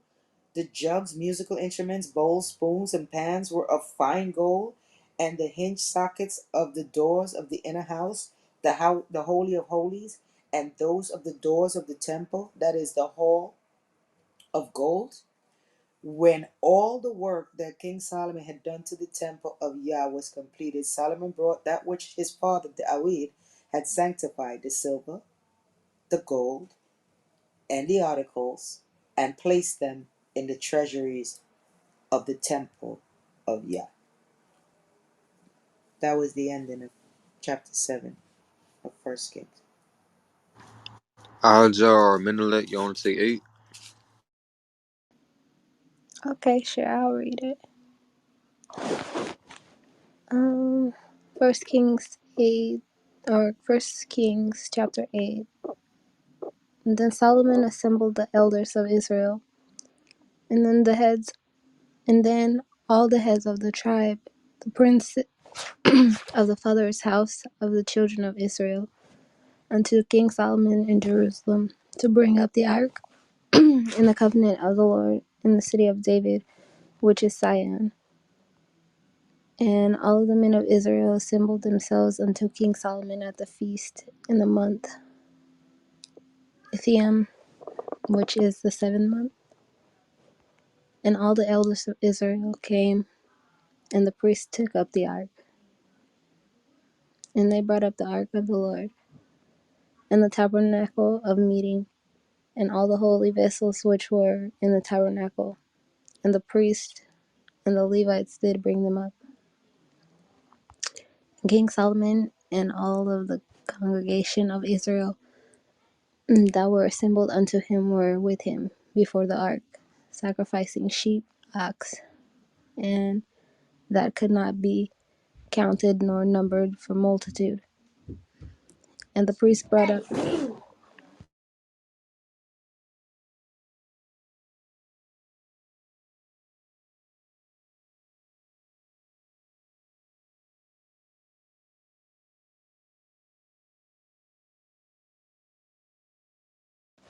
sorry,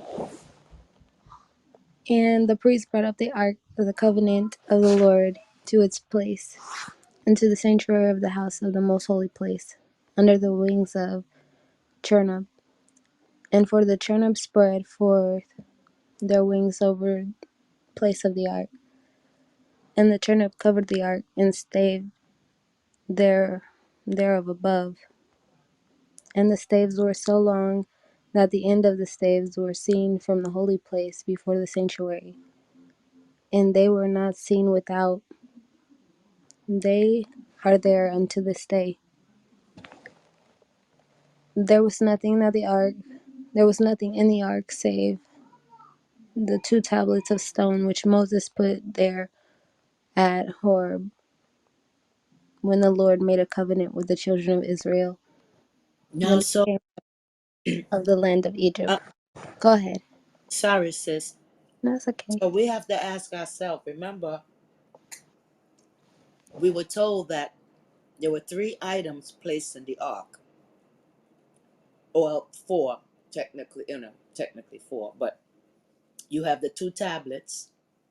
You had Aaron's rod, and then we had the vessel with manna. So when we get to this stage here that we're reading, we have to ask ourselves, why is it only the tablets? Why is only the tablets? What did the priest do with the rod and the vessel of manna? It begs, we have to ask ourselves that. So yeah, I want to throw that out there. Thanks, sis. No, you're fine. And it came to pass when the priest came out of the holy place, and the clouds filled the house of the Lord, and the priest could not stand and minister because of the cloud, for the glory of the Lord filled the house of the Lord. Then Solomon said, the Lord said that he would dwell in the thick darkness. I have surely built you a house to dwell in, a settled place for you to dwell in forever. And the king turned his face about and blessed all of the congregation of Israel. And all of the congregation of Israel stood.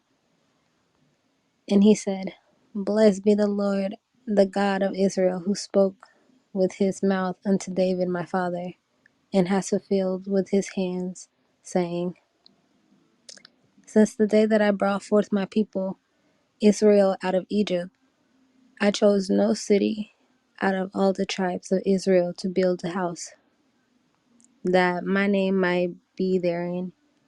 And I choose David to be over my people Israel.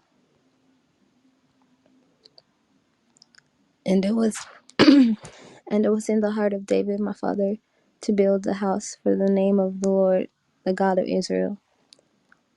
And the Lord said to David my father, since it was in your heart to build a house unto my name, you did well that it was in your heart.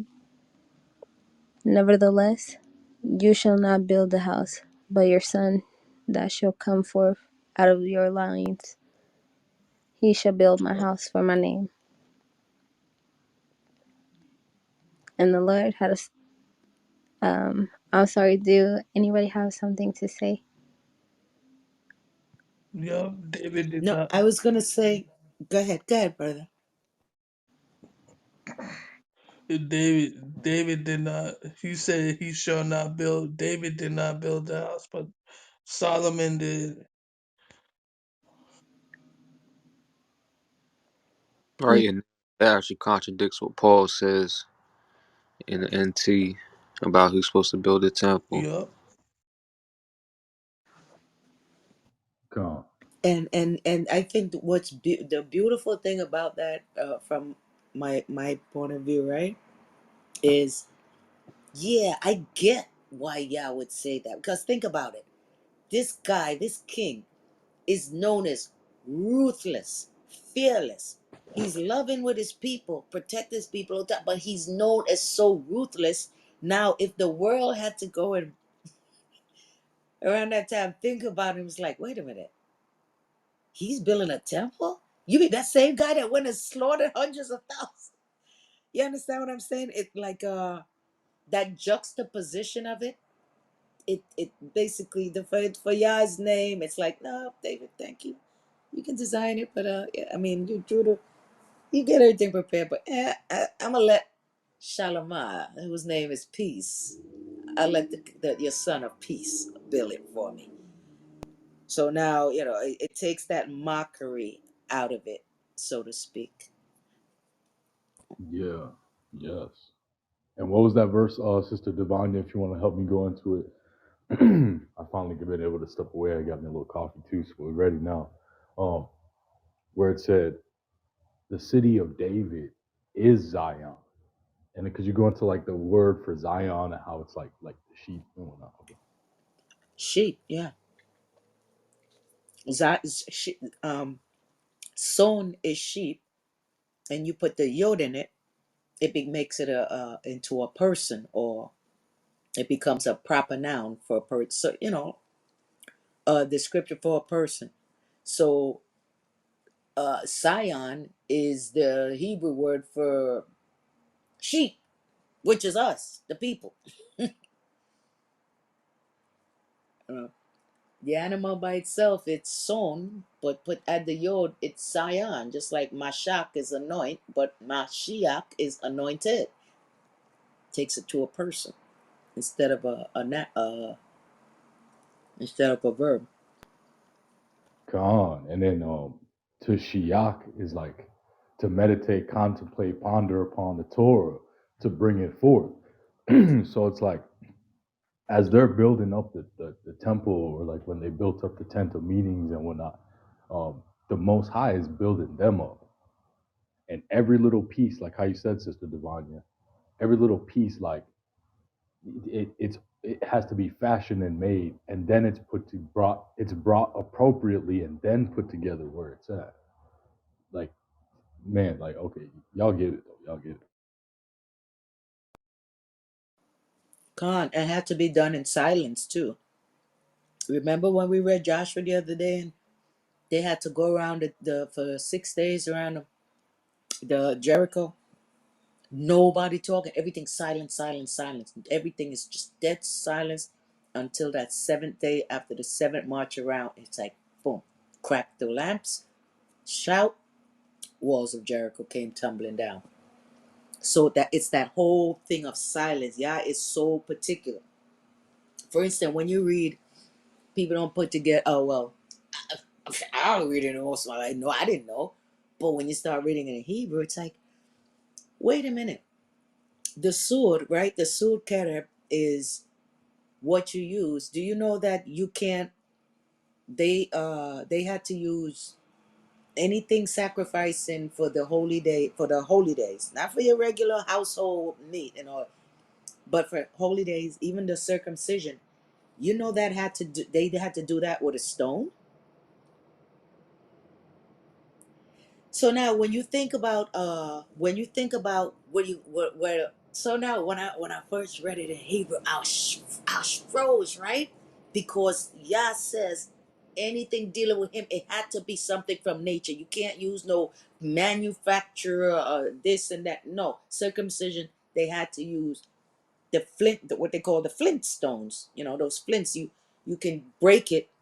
There's a lot of them in along shores, and especially in volcanic areas, you get a lot of nice flintstones. So we used to like break them in the islands, and it's like that thing is like sharp as a jinsu knife. These stones, because they split down into like a blade point, right? This is what we use. So when I first read that, guys, guess what? You guys remember when you see history channels and they're like, oh, they did an excavation and they find all these cutting stones, and these cutting stones must have been primitive tools that they used as knives and all that. And I'm saying to myself now, yo, you're holding a circumcision stone because that's what you had to use. You can't use anything metal. Everything had to be natural. Yeah. That's why bricks and mortars and stuff. That's what the scripture says about Yahshua. It said where they used to build with stone, now they've what? Using bricks and mortar. Bricks and mortars, that's artificial. Y'all don't deal with anything artificial. Everything had to be natural elements of the earth. And the food we eat have to be natural foods from the earth. Things like that. So yeah, there are certain things that like everything that was made had to be things that came from the earth itself. No plastic involved, no GMOs, no, yeah. I want to point that out. Thanks.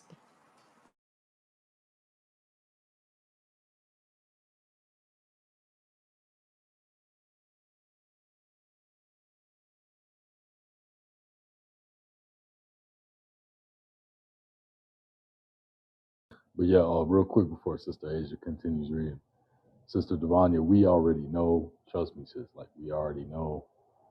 There's like brothers and sisters on this app that they don't know anything, but they're gonna like they're gonna act crazy towards you. But, so like we already know, sis. Don't let them discourage you at all in no type of way. Like we already know, sis. This stuff is like way over their heads. Like we get it. So yeah, Yeah, I'm not even reading the chat, but listen. Listen, I'm an oldster. I am an oldster, right? Not an elder, I'm an oldster. And I have been called pseudo. I have been called all kind of names in the book. But guess what? The record stands. The same people who were calling me pseudo in 2018, they are now teaching the things they were calling me pseudo on. So go figure. So I laugh at things like that, you know. I don't let that bother me. yep, it's true. All praise to the Most High. And Praise you yeah. know that's what that's one place that the hats got us beat at is at least they'll cite their sources where they get the information from.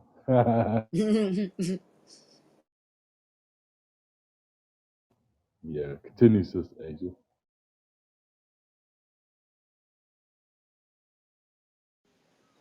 Okay. And I have set there a place for the ark, wherein is the covenant of the Lord, which he made with the father when he brought them out of the land of Egypt. And Solomon stood before the altar of the Lord in the presence of all of the congregation of Israel, and spread forth his hands towards the heavens. And he said, Lord God of Israel, there is no God like you, in heaven above or earth beneath, who's keep who keeps covenant and mercy with your servants that walk before you with all their heart, who has kept with you your servant David my father, that which you spoke to him, and you spoke with your mouth and fulfilled with your hands, as it is to this day. And now, Lord, the God of Israel, keep your servant David my father, that which you spoke to him, saying, there shall not fail you a man for me to sit on the throne of Israel, if your children take heed to their ways, to walk before me as you have walked before me. And now, God of Israel, please let your words come true, which you spoke to your servant David my father. But will God indeed dwell on the earth? Behold, the heaven and the heaven of heavens cannot contain you, much less this temple that I have erected. And you shall turn towards your servant's prayer and his supplication, O Lord my God, and hearken to the song and to the prayer that your servants pray before you today, that your eyes may be up towards his house night and day, towards the place which you said my name will be there, to listen to the prayer that your servants will pray towards his place. And you shall listen to the supplications of your servants and of your people Israel, that they will pray towards this place. And you shall hear in the heaven your abode, and you shall hear and forgive. If a man sins against his neighbor, and an oath be exacted of him, to cause him to swear, and he come and be sworn for your altar in this house, you shall hear in the heavens, and do and judge your servants, condemning the wicked, and bring up his way upon his head, and justify the righteous, to give him according to his righteousness. When your people Israel are struck down before the enemy, because their sin against you, you shall turn against, let's see, because you sin against, no. When your people of Israel are struck down before the enemy, before they sin against you, and you shall turn against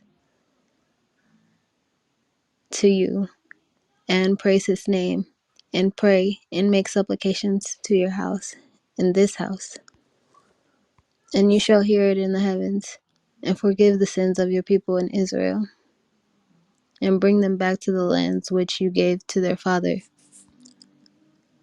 When the heavens are shut up, and there is no rain, because they have sinned against you.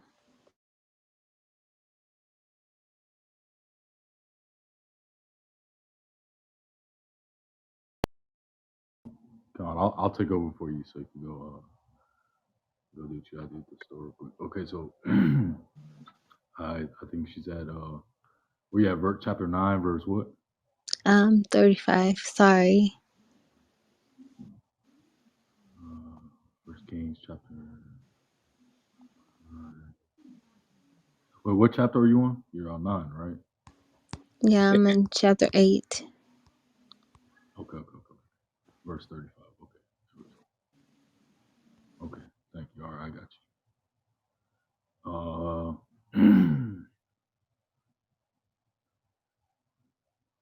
It's like Bahatsar Shemay. Okay. When the heavens is shut up and there is no rain, because they have sinned against you, and they shall pray toward this place and praise your name and repent of their sins so that you may answer them. And you shall hear in Shemayim and forgive the sin of your servants and of your people Israel when you teach them the good way that they should walk and give rain upon your land, which you have given to your people for an inheritance. If it's a little different, I'm outside and I only got like the little Hebrew one. So Ra'ake Yahweh Ba'aratz Dabar Keya. If there be famine in the land, and there be pestilence, blasting, yellow locusts, or if there be destroying locusts, if their enemies besiege them in the cities of whatsoever plague, whatsoever sickness there shall be,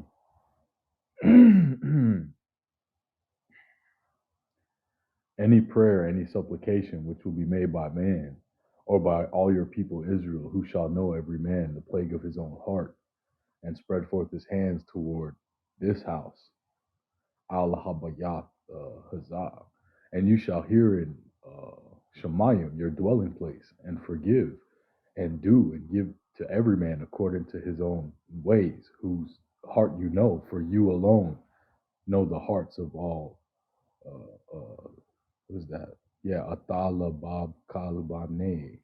Adam. Yes, only you alone only know the hearts of the sons of man. uh, that they may fear you all the days that they live in the land which you gave to our fathers, and also to the stranger who is not of your people, but will come from a far land for the sake of your name. What is that like? Yeah, like Marats, Shamak. Yes, for they shall hear of your great name and of your mighty hand and of your stretched out arm, and they will come and pray towards this temple or house. You shall hear in Shemayim, your dwelling place, or Hashemayim, your dwelling place, and do according to all that the stranger calls you, to all the peoples of the earth may know your name, to fear you, as do your people Israel, that they may know that your name is called upon this temple that I have built. If your people go out to battle against their foes, by what way you send them, and pray to Yahweh toward the city that you have chosen, and toward the house that I have built for your name. And you shall hear in Hashemayim their prayer and their supplication, and maintain Mashaftim, like their Mashaftim.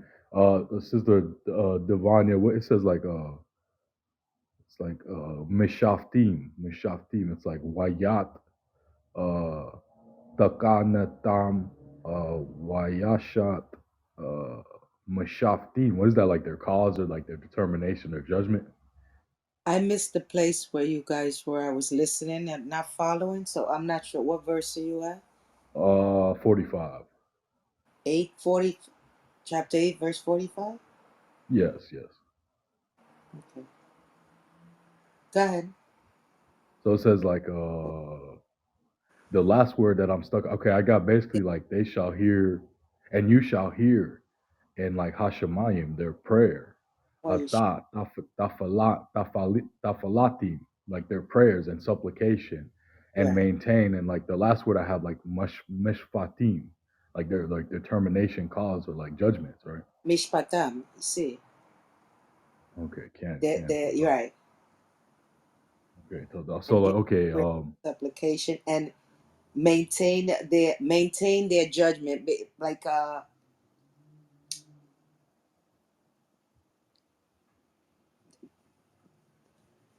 because judgment doesn't mean something bad. Like you can get a judgment and the judgment turns out good in your favor. So like maintain their cause, so to speak. Like hear their prayers, you know, when you cry word, out to okay. heaven,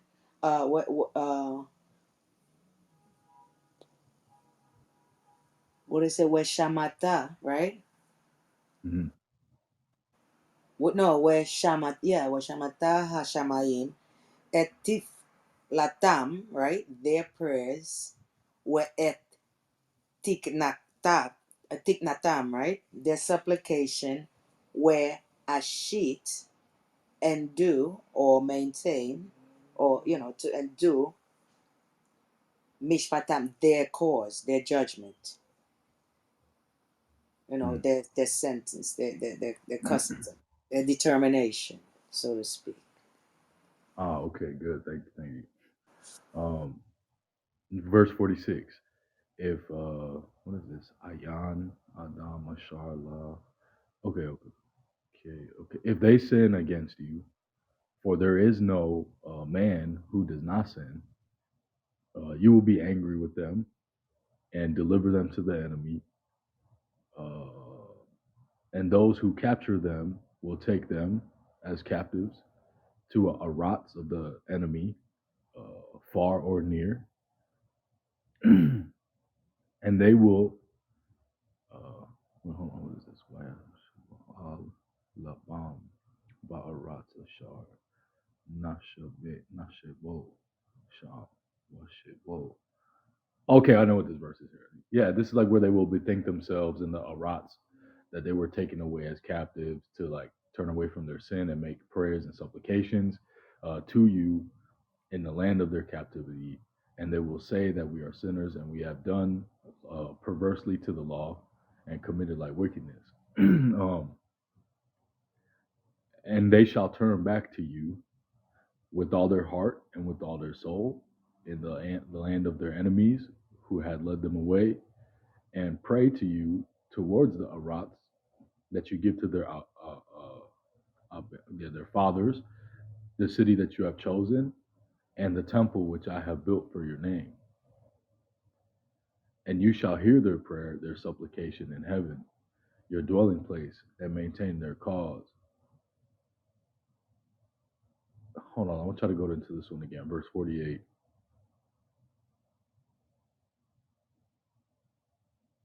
They will they will return to you with all their heart and with all their nafashim, with all their soul, ba'aratz, abarayam, ashar, shabbat.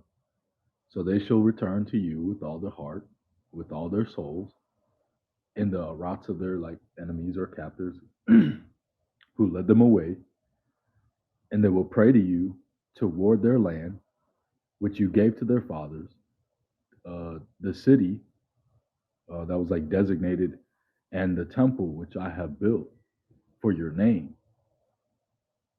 So it's like it's okay. Obviously, when they went into captivity, the temple was like it wasn't there forever.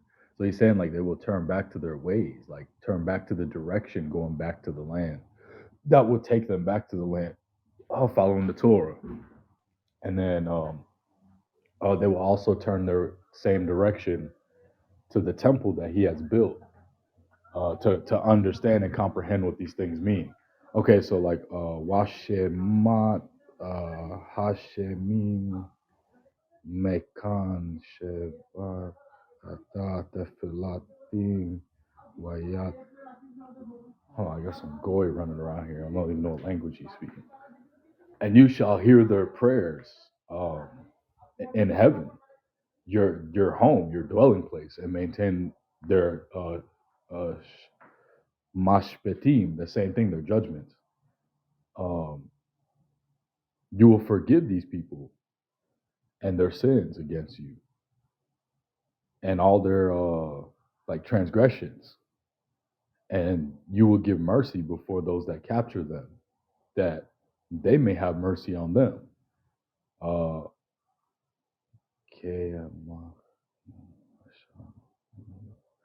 these are your people, your inheritance you taken out from Mitzrayim. I think this word is like the furnace of iron. That your eyes may be open to the supplication of your servants, to the people that pray to you, your supplication to you, your people of Israel, to hearken to them when they call to you. Aliyak, Aliyak is like Alahayim, Bekal, Kwaram, Aliyah. For you set them apart from all the peoples on the earth, your inheritance, as you spoke through Mashah, your Abdiyah, when you brought their Abbas out of the Mitzrayim, or Adonai, Yahweh. Yeah, that's like Ma Mitzrayim Adonai Yahweh. Um, this is Solomon when he finished praying a supplication to Yah. He ascended from before the altar of Yahweh. He went from his knees with his hands stretched towards Hashemayim. Uh, then he stood up and was it Atakal Kahal Yasharal Kowal Gadal Lamar. He basically blessed them with a great, great voice and said, Barak Yahweh Ashar Natan. Yes, blessed be Yahweh that has given like rest, a stable place to his people, Israel. And the words that he spoke, he has not failed, not one word of all the truth or good words that he spoke through Mashah. Uh, yeah, his Abido, or like, then it's like Yahweh Allahayna Kaishar. May like Yahweh, our Allahayna, be with us. He was not there with our fathers. Make him not leave us or forsake us. That he will like pay attention to our hearts. Let us go in his ways and keep his mitzvot, his statutes, his judgments. While mishpatian, and his judgments that he commanded our forefathers. Ata abatayana. These words of mine that I have made supplication before Yahweh, to be near to Adonai or Allah Hayat, day and night, that he will keep or maintain his servant and his servant's cause, his people, Israel, and like, what is this? Like everything that they want granted on the day. What is this? Like Laman Da'at Kal Ame. Ha'arat ke Yahweh. So all the people of the earth or the land will know that Yahweh is Elohim and that there is none else. Uh, let your heart be like built up or complete with Yahweh or Elohim, to follow his statutes, to keep uh, his precepts as of this day. Yes, Kayom. Wa Malach, Wachal, Yasharal, Ame, or Amah, Zavatim, And the king, he killed and offered like sacrifices before Yahweh. And Solomon killed the peace offerings. And then he killed these offerings to Yahweh. What is this? 20,002. Yeah, 20,002 oxen and 100 and then 20,000 sheep. With this, the Malak and all the Bnei Israel, they like blessed or inaugurated the Bayat Yahweh. Yeah, it's like Wakal Bnei Yerushalayim, the temple of Yahweh, the children of Israel. It says Ata Bayat Yahweh Hamalach Wakal Bnei Israel. Yes. This same day, he made holy the middle of the court that was before the house of the Most High. For there he killed the burnt offerings and the meal offerings and the fat of peace offerings, the copper altar that was before Yahweh was too small to contain the burnt ones, and the meal offerings and the fat of peace offerings. Wait, I gotta read this one again. Hold on, let me go on my phone and grab it in English real quick, because like this one here is like kind of harder just the Hebrew. I can't read it that well. Give me 1 second, I'll pull this one real quick. Verse 64. On that day, the king consecrated the middle of the court that was before the temple of Yahweh, for there he offered the burnt offerings and the meal offerings and the fat of the peace offerings. For the copper altar that was before Yahweh was too small to contain the burnt offerings and the meal offerings and the fat of the peace offerings. On that day, the king consecrated the middle of the court that was before the temple of Yahweh. What does that mean, Sister Divine? Like he used like the whole like big area of that court like as like a cooking spot for the offerings or whatnot. Khan, that's where the people could be gathering on the outside. Everybody's on the outskirts. Yeah, that's the area where he cooks. Then they have the lava and things there for them to wash up. You talking about where the altar is at, right? Yeah, yeah. Wasn't reading. I was laying back listening. Yeah, this is what he said right here. No problem. This is what he said right here, sis. He said, let me go up 2 verses. It says, and Solomon slaughtered the peace offerings that he slaughtered to Yahweh 22,000 oxen and 120,000 sheep. With this, the king and all the children of Israel inaugurated the temple of Yahweh. On So that day, I, yeah, one more, I one more. don't know if you're missing something there. Now that's something that a lot of people read by and they're not paying attention. Now they talk about the order of Melchizedek. David was the one who had to reset the order for the Levites because the Levites went so out of whack. They lost the order. So Yah gave David the order. So when you read Chronicles, you would notice that David was the one. He is now acting as the high priest. And he was the one that auditioned all the singers who's going to sing for the Levites. He's the one that set the course for all the priests, how they serve. They have to do the rotation every 2 weeks. So when you read it in Chronicles, you would see that David had to reset the order for the priestlyhood and for the house and everything. So he's acting as the high priest and everything. Remember, David wore the ephod and he did slaughtering. But notice what you just read here. That verse you just read, passed down to his son. What is David do? What is Solomon doing? Who is doing the slaughtering here? It's not a high priest. It's Solomon, right? That's the Yes. order. That's the order. That's the order. Hmm. It's basically representing Yah taking back his position. Yah is the high priest and the high king. He is the king of all kings and the priest of all priests. And he is one. So setting back the order. David set back that order. We read it in Chronicles. He set the entire course to put the Levites back on track because they were so off. Yeah. So and here we have Solomon doing the you know doing that feat there. Yeah, that's true. And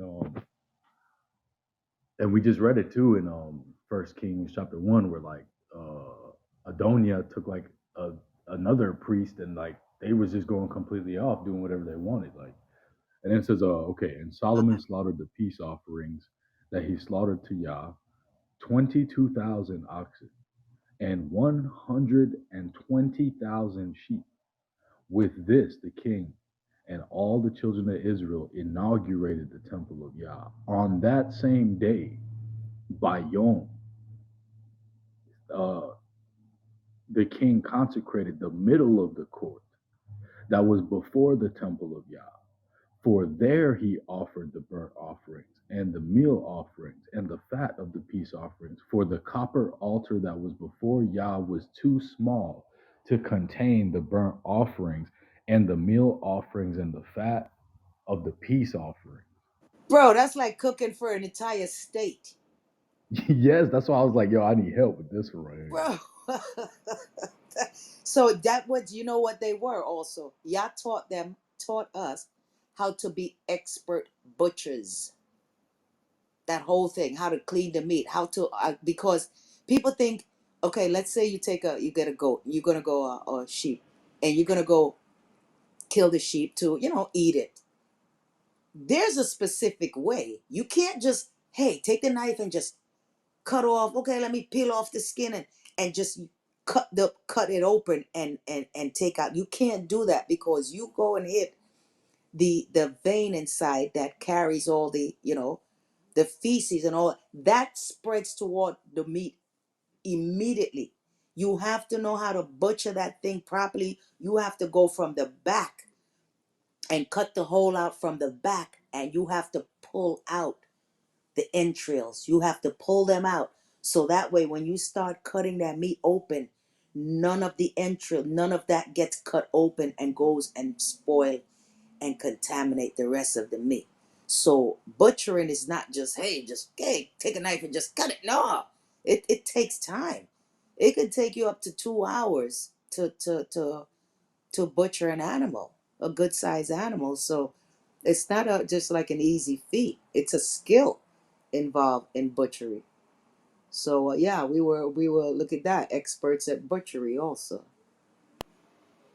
Yes, yes, that's a fact. Like these things are highly overlooked, and um, he had to know which parts of the animal to keep, which parts to burn away, and like you said, you got to be careful with the veins and all these other type of things. That's absolutely true. So I'm gonna read this one more time, and then we'll carry on. So on that day, the king consecrated the middle of the court that was before the temple of Yah.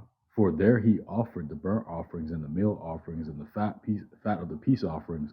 For the copper altar that was before Yah was too small to contain the burnt offerings and the meal offerings and the fat offerings and the peace offerings. So we go up one more verse to make it make sense. And Solomon slaughtered the peace offerings that he slaughtered to Yah, 22,000 oxen and 120,000 sheep. With this, the king and all the children of Israel inaugurated the temple of Yah. On that same day, okay, all right, let's keep going. Now Solomon observed the feast at that time, and all of Israel with him, a great assemblage from the entrance of Hamath to the, what is that, like Nahal of Egypt? Okay, before Yahweh or Allahayah. 7 days and 7 days, totaling 14 days. On the eighth day, he dismissed the people, and they blessed the king and went to their homes, rejoicing and delighting of their hearts for all the goodness that Yah had wrought for his servant David and for Israel, his people. Uh, Hey, Mike, you can yeah, take it. Mike. Good. Yeah. You want to take 9, and then when you get done with 9, I'm gonna go back into 10 and do a good pretty good. I'm gonna try to do a breakdown on He probably lifting weights while he listens. Right here. it. I bet you. I bet you lift weights while you read, don't you? Yeah, I was just lifting something now. Why? But I was catching on to what y'all was saying though. It was multitasking. Um, it's First Kings. First Kings 8, right? Chapter 9.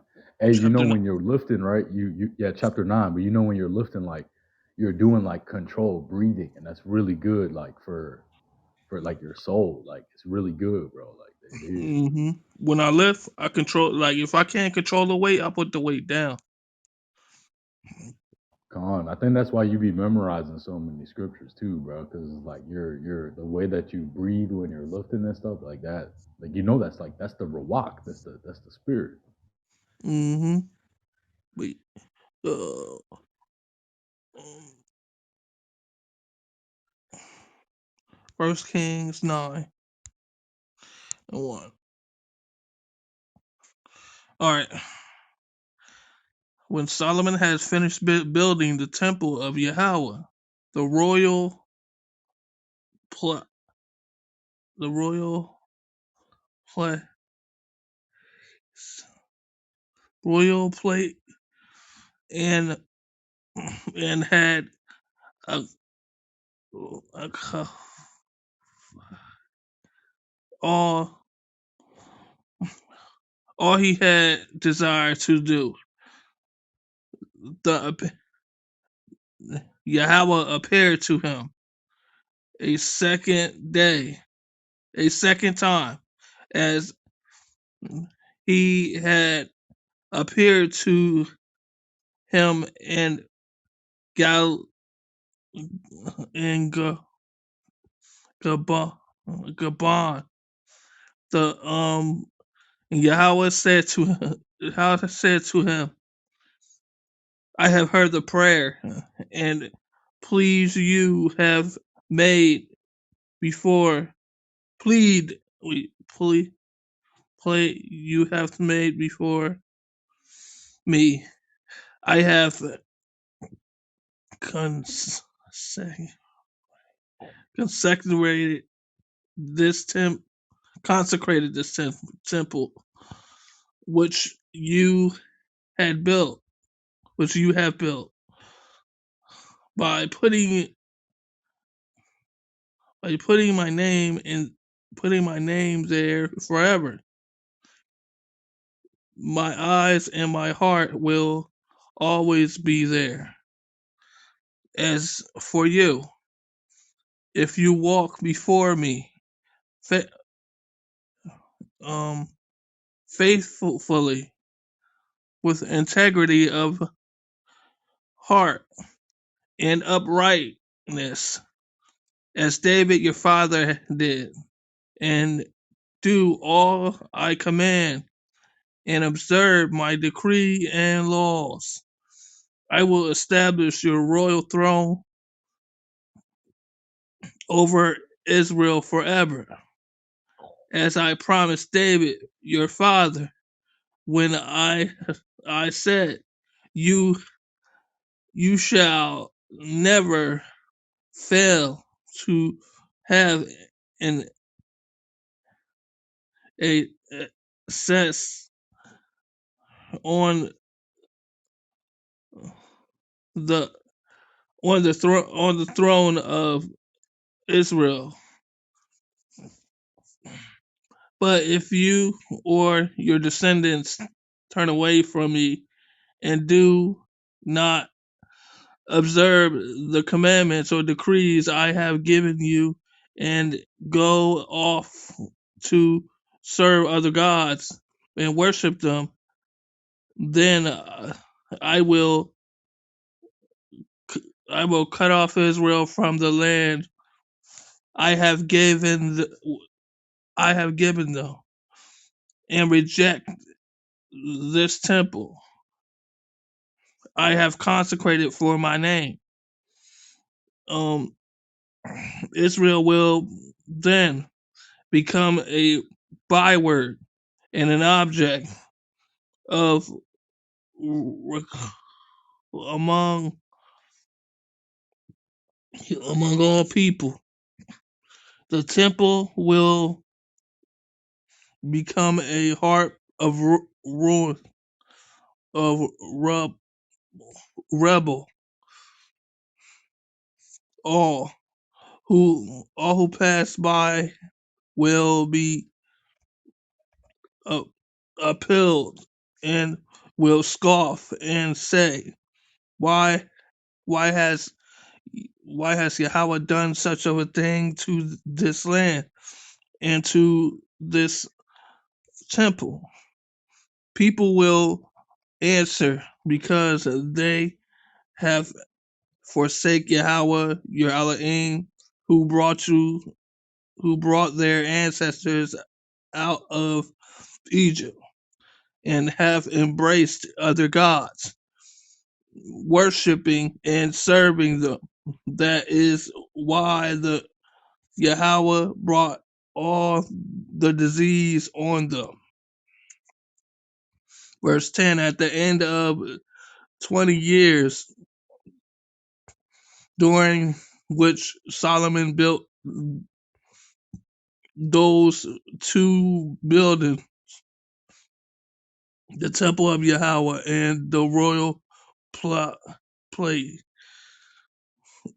King Solomon gave 20 towns in in Gal, in Galilee to Hamra, the king of Tyre, because Haram had sup- supplied him with all the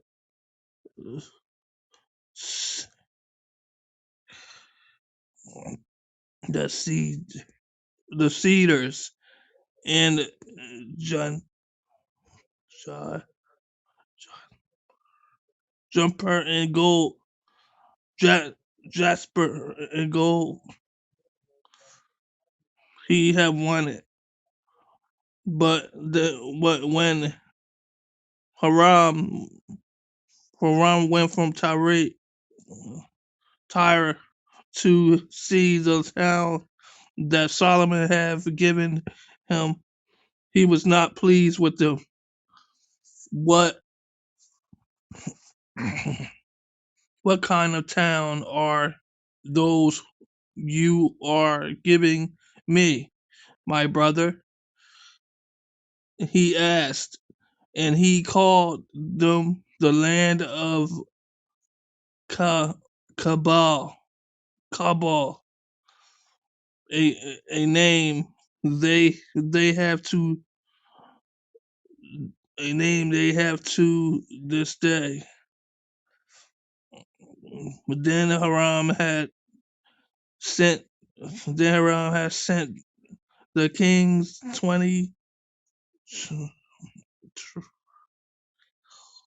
20 trails of gold. The first 15. Um here's the account of the force. Here's the account of the forced labor King Solomon consecrated to build Yahweh temple, his and own plate, the the tra- the trace, the walls of Jerusalem, and uh, Hazar, um, me and Mig, Migo, and Gazar, Gaz, Gazir, Pharaoh king of Pharaoh, king of Egypt, had attacked and captured Gezer. He had set it on fire. He killed it. Canaanites, inhabit, inheritance, and then he gave it as a wedding gift to his daughter, Solomon's wife. Solomon rebuilt Gezer, and he built up the lower of Haran, Bala, and Tut, Tot, Ta, Ta, Tamar in the desert without his land, as well as his store city in the towns from his chariots and from his horse, wherever he desired wherever he desired to build Jerusalem in Lebanon and throughout all the trails, throughout all the trails he ruled. There were there were still people left from the Amorites, the Jebusites, the Perizzites, the Heverites, the Jebusites. The, these people were not Israel. Solomon consecrated the descendants of all those people remaining in the land, while the Israelites could not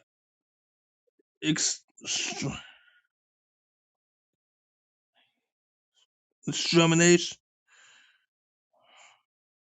to serve as a slave labor, as it is to this day. But Solomon did not make slave of any of the Israelites. They were his fighting men, the governor officials, and his officers, his captains, and the commanders of the chariots and the charioteers. They were also chiefs, officials in charge of Solomon. Project 550 officials supervising those who do work. Verse 24. After Pharaoh's daughter had came up from the city of David to place Solomon had built for her and had consecrated the trail three times a year. Solomon sacrificed the burnt offering and fellowship offerings on the altar. He had built for he had built from Yahweh. He had built from Yahweh burnt offerings, incense before Yahweh, along with them, and fulfill the temple obligation.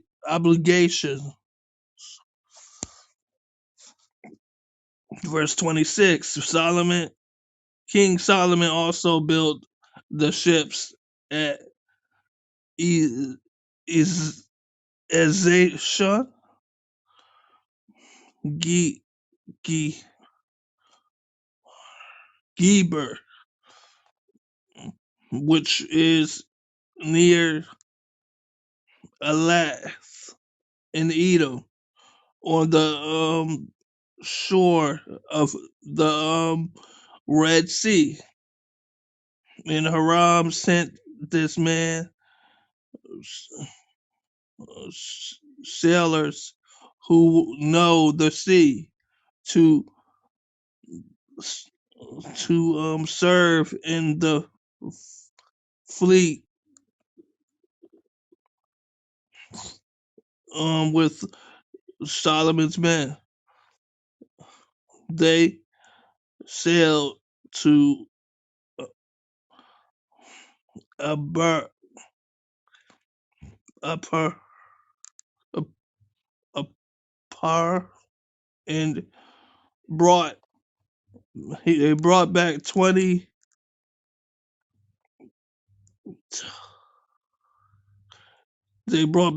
tons of gold, which they delivered to Solomon's Shalom.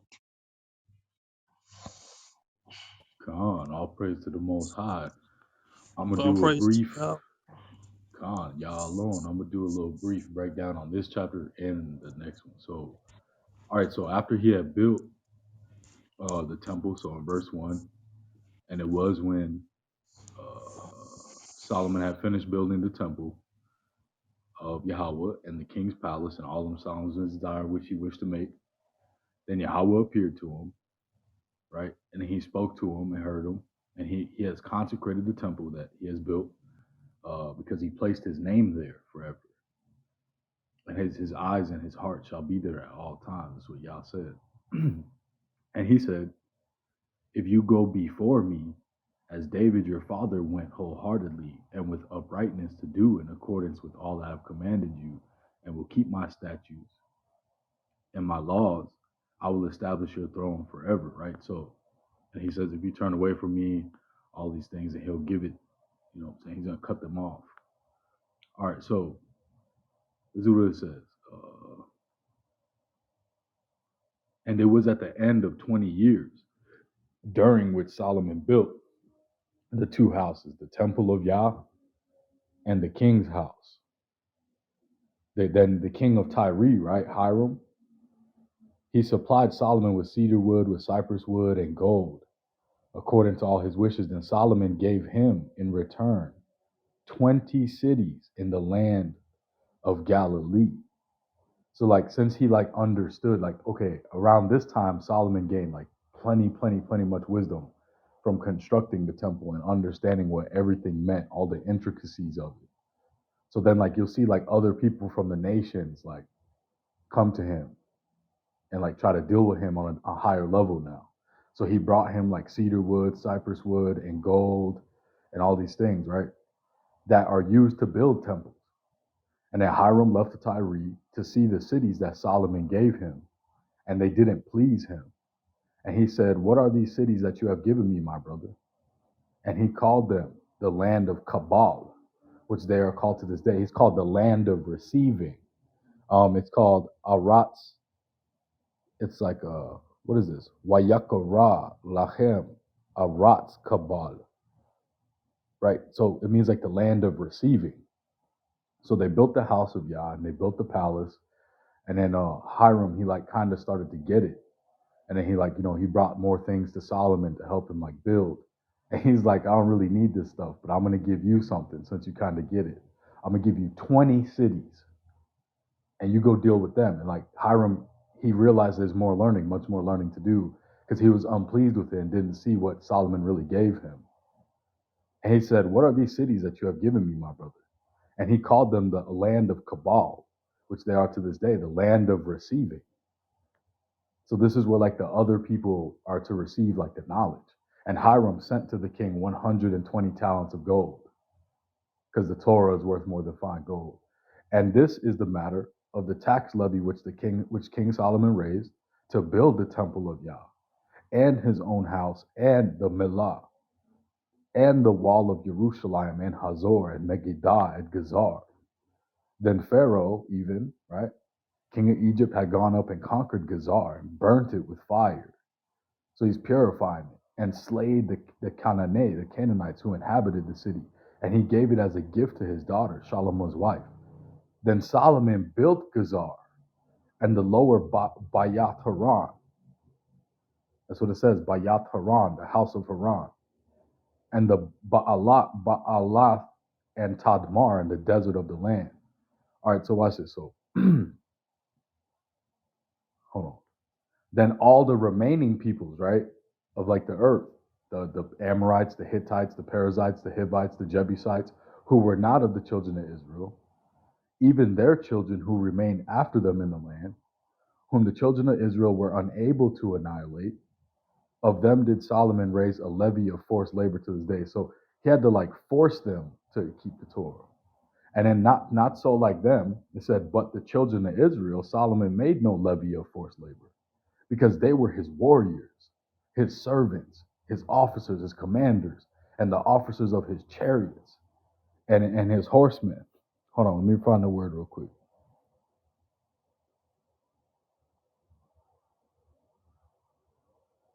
So he didn't have to force the children of Israel to serve him at this time. They wanted to serve him because they seen like the magnificence of the temple and the palace, and they were understanding what it meant.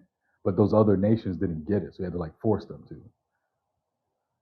And then it says, but Pharaoh's daughter came up from the city of David to her house, which Solomon had built for her. Then he built Hamelah, Atah Hamelah. And 3 times in a year did Solomon offer up burnt offerings, peace offerings upon the altar he had built to Yahweh, burning upon it incense upon the altar that was before Yahweh. So he completed the service of his temple. So 3 years, these 3 different offerings. The offerings for the ones that he had to force to keep the Torah, and then the offerings for the ones that did keep the Torah. And then one inside of the temple at the altar of incense, right before the Holy of Holies, where he could go inside and the Kahan Gadol, Zadok, could go inside. So he was dealing with all the nations and his own and himself. All right. Then Hiram sent in ships after his servants, seafarers, those navigators of the sea with Solomon's servants. Remember how it called it the brazen sea in the last chapter? Like navigators of the sea. Like these are like the fishers of men, like looking for like the ones that are among the nations that didn't want to keep the Torah, being forced to, the ones of them that did want to. And then they came to Ophir and obtained from there gold, 420 talents, and delivered it to King Solomon. And then we go to the next chapter where the Queen of Sheba is coming to do the same thing. She's one of those people that wanted to serve. And when the Queen of Sheba heard of Solomon's fame because of the name of Yah, she came to test him with riddles. Okay, so she's going to test him. But when you read this, you don't see no riddles in here. But this is what she did. She came to Jerusalem with very large retinue, with camels bearing spices, very much gold, precious stones. And she came to Solomon, she spoke with him all that was in her heart. So she brought him stuff to build temples and brought him more stuff than anyone had ever brought or ever seen to build the same things he used to build temples. This was the riddle. And this is what he did. And Solomon answered all her questions. Nothing was hidden from the king that he did not tell her. And when the queen of Sheba had seen all of Solomon's wisdom, and the house he had built, and the food of his table, the seating of his servants, the station of his attendants, and the attire, and the cupbearers, and the way that he would ascend, and his ascent by which he would go up into the temple of Yah, she was without ruach. So now she has, you see what I'm saying? You guys get it. So you don't walk across the temple. It represents ascension, like being built up, like yourself and the temple. And she said to the king, it was a true report. So when she was left breathless without rawak, that was like her former mind. It was gone. Now she has a new mind. And she said to the king, it was a true report that I heard in my country of your deeds and your wisdom. However, I did not believe the words until I came and saw with my own eyes, and that I have beheld that not even half had been told to me. You have wisdom and goodness in excess, which I have heard. Fortunate are your men, and fortunate are these your servants who always stand before you to listen to your profound wisdom. Blessed be your Allahayim who preferred this place, who preferred to place you on the throne of Israel. Because of Yah's love and of Israel forever, he appointed you as king to do justice and righteousness. And she gave the king 120 talents of gold and very precious many spices and precious stones. There had never been such an abundance of these spices which Queen of Sheba had given to King Solomon. So the spices are like for the incense altar and things like that, and the gold and all these other things are used to build temples. And then also Hiram ships delivered gold from Ophir, brought Ophir from a huge quantity of almug wood and precious stones. And this is what he did with it, right? Because they couldn't give him any more material things to boost himself in wisdom or to boost the intelligence or the rate of knowledge that comes from this temple. So he built a pathway from his house to the temple with it so that other people could follow that path. If they follow him, they'll follow to the Most High. And the king made the almug wood a path to the house of Yahweh and to the king's palace. Harps and psalteries accompany the vocalist. There had come so much of almug wood, nor has there ever been seen to this day. And the queen and King Solomon gave the queen of Sheba all her wish that she requested, aside to what he already gave her, according to Solomon's ability. And really, it says like his yacht. And she turned and went to her land, she and her servants. The weight of gold which came to Solomon in 1 year was 666 talents of gold, because the Torah is worth more than fine gold. Aside from that, which came through merchants and the commerce of spice peddlers and all the dependent kings and all the regents of the land. So they all started coming eventually to like gain this wisdom to like change and do better. And King Solomon made 200 body shields of malleable gold, 600 dinar of gold, which he would put into one body shield, and 300 shields of beaten gold, 3 manas, 300 dinar of gold he would put into just one shield. And the king placed them in the house of the forest of Lebanon. And the king made an immense ivory throne and overlaid it with glittering gold. There were 6 steps to the throne, and the top of the throne was circular from behind, and there were arms on both sides by the place of the seat, and 2 lions standing beside the arms, and 12 lions stood there on the 6 steps on one side and on the other. No such throne was made for any kingdom. And all the king's drinking vessels were of gold, and all the utensils of the house of the forest of Lebanon were of pure gold. None of were silver, since it was reckoned as with nothing in the days of Solomon. For the king had at sea ships of Tarshish with Hiram ships. Once in 3 years, the ships of Tarshish would come bearing gold, silver, ivory, and monkeys and peacocks. So, like, y'all get it. I'm not gonna keep going too deep. Now, King Solomon transcended all of the kings of the earth in affluence and wisdom. And all the inhabitants of the earth sought Solomon's presence to hear the wisdom which Allahim had endowed him. So, like in a deeper sense, like the fisher of man concept in Ezekiel 47, where like if you adhere to the Torah in Psalms 1 and meditate upon it night and day, you'll be as the tree planted beside the river. When the water comes from the sanctuary and turns into a river, they'll have the trees next to it. Those are like those who obey the Torah and lead them to the temple. And all the fish and stuff, like those are like the fishers of men. But these guys had, how they described it, they had ships full of fishermen catching the fish. Yo, okay. And all the inhabitants of the earth sought Solomon's presence to hear the wisdom of which Allahim endowed him. And each one would bring his gift, vessels of silver and vessels of gold, garments, weapons, spices, horses, and mules, the tribute due each year in its year. Solomon assembled chariots and horsemen, which he had 1,400 chariots and 12,000 horsemen, and he led them in the chariot cities with the king in Jerusalem. And the king made silver as common in Jerusalem as stones. So this is like knowledge, wisdom, and understanding, like different levels. You got like the lower understanding, you got like mid-tier understanding, then you have like the understanding that like he had. But he made it common to like at least like engage in the Torah. See what I'm saying? And the source of Solomon's horses was from Egypt, and the assemblage, the agents of the king would buy the assemblage privileges for a price. A chariot that went up and left Egypt went for a price of 600 silver pieces, and a horse for 150. And so for all the kings of the Hittite and for all the kings of Aram, did they export them through.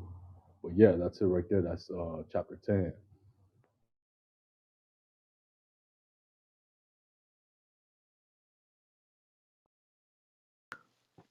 Whoever wants to take 11 can take it.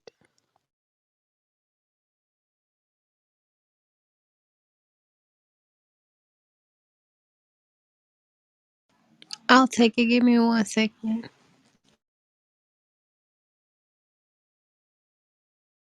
Word. Hey, what time did you start this room? So this is like these chapters right here, man. This is like there's a lot of stuff in them. Like a lot.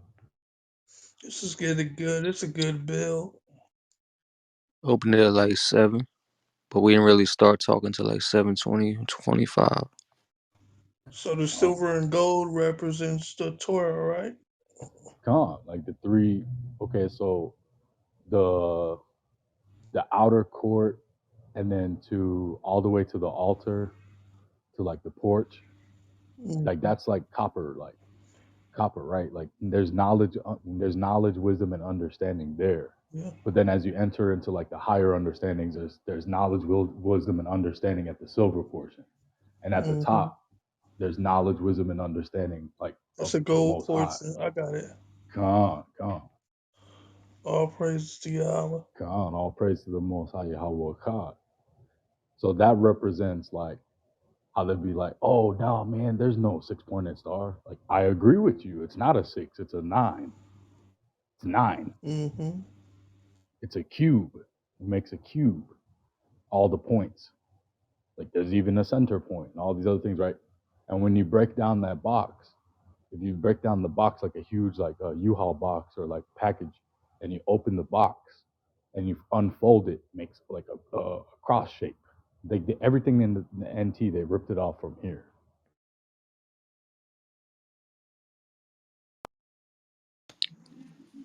King Solomon loved many foreign women and the daughter of Pharaoh, Moabites, Ammonites, Edomites, Zidonians, and Hittites,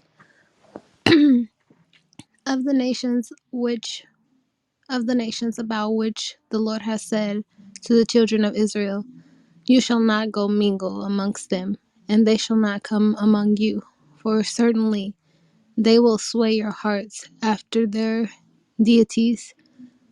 To these Solomon cleaved to love them,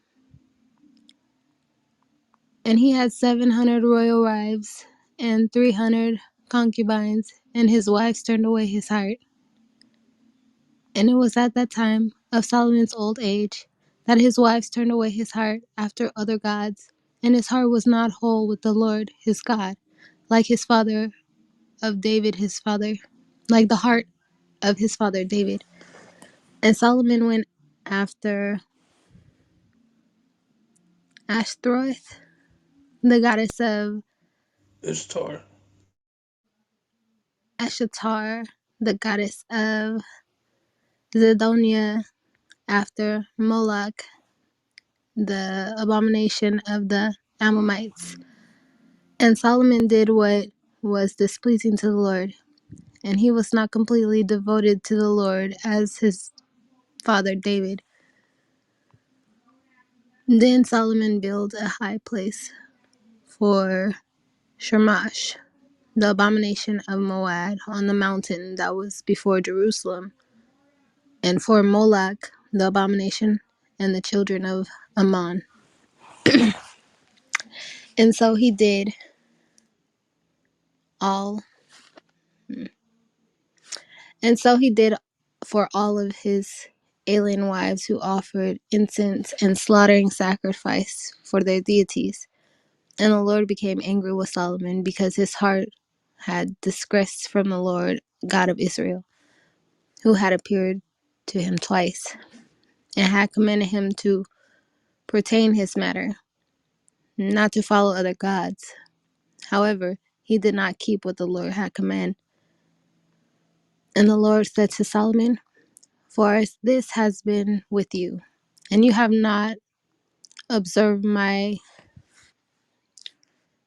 For as this has been with you, and you have not observed my covenant and my statutes which I have commanded you, I will surely tear the kingdom from you, and I shall give it to your servant.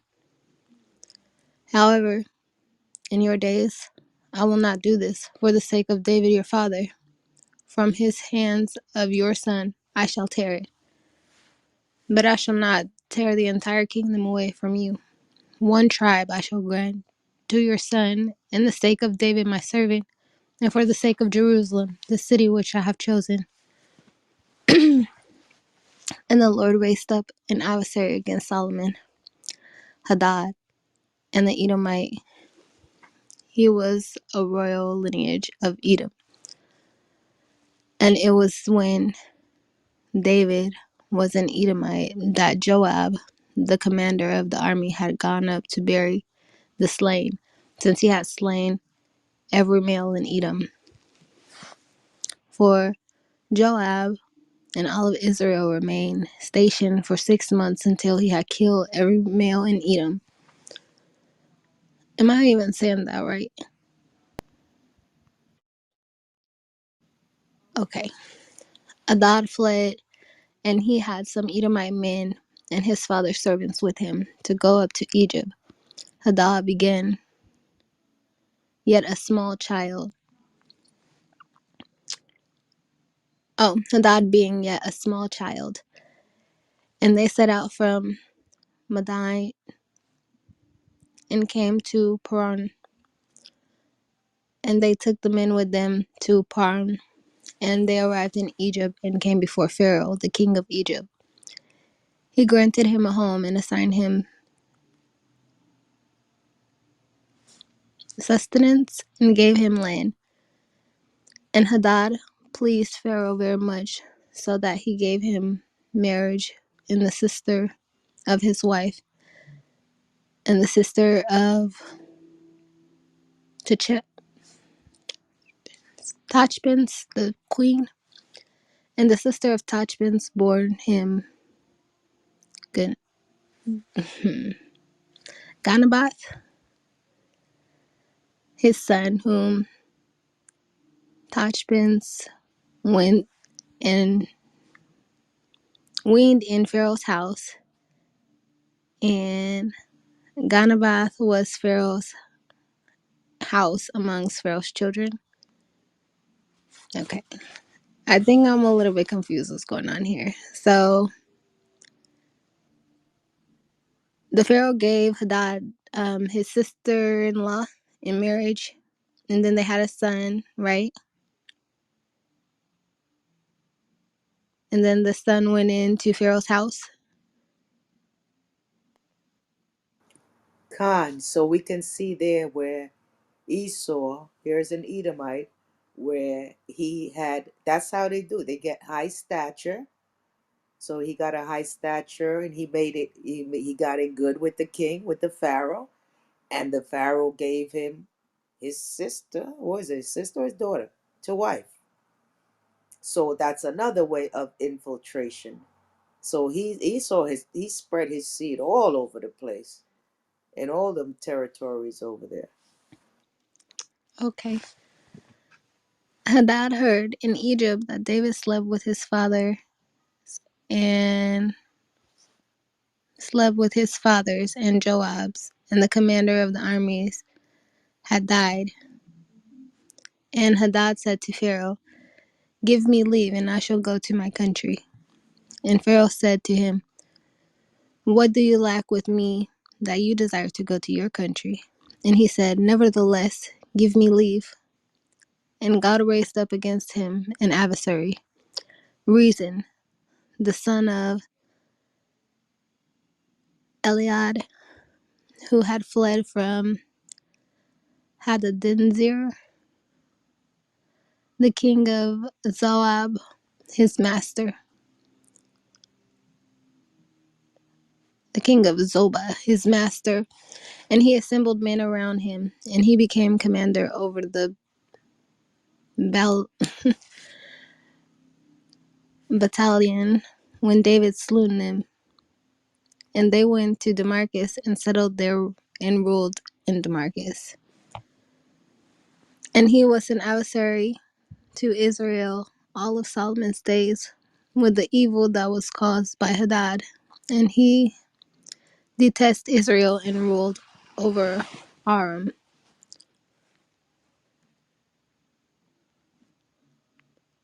And Jeroboam,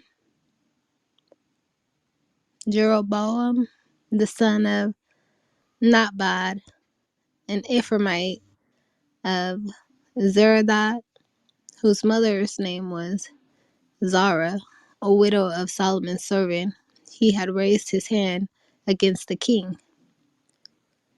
And this matter concerning which he had raised his hand against the king, Solomon built up the Millo and closed up the breach of the city of David his father. And the man Jeroboam was a mighty man of valor, and Solomon saw this young man that he was a diligent worker, and he appointed him in charge of all the burdens of the house of Joseph. And it came to be at the time when Jeroboam had left Jerusalem, Ahijah the Shilonite, the prophet, found him on the way, and he was wearing a new garment, and the two of them were alone in the field.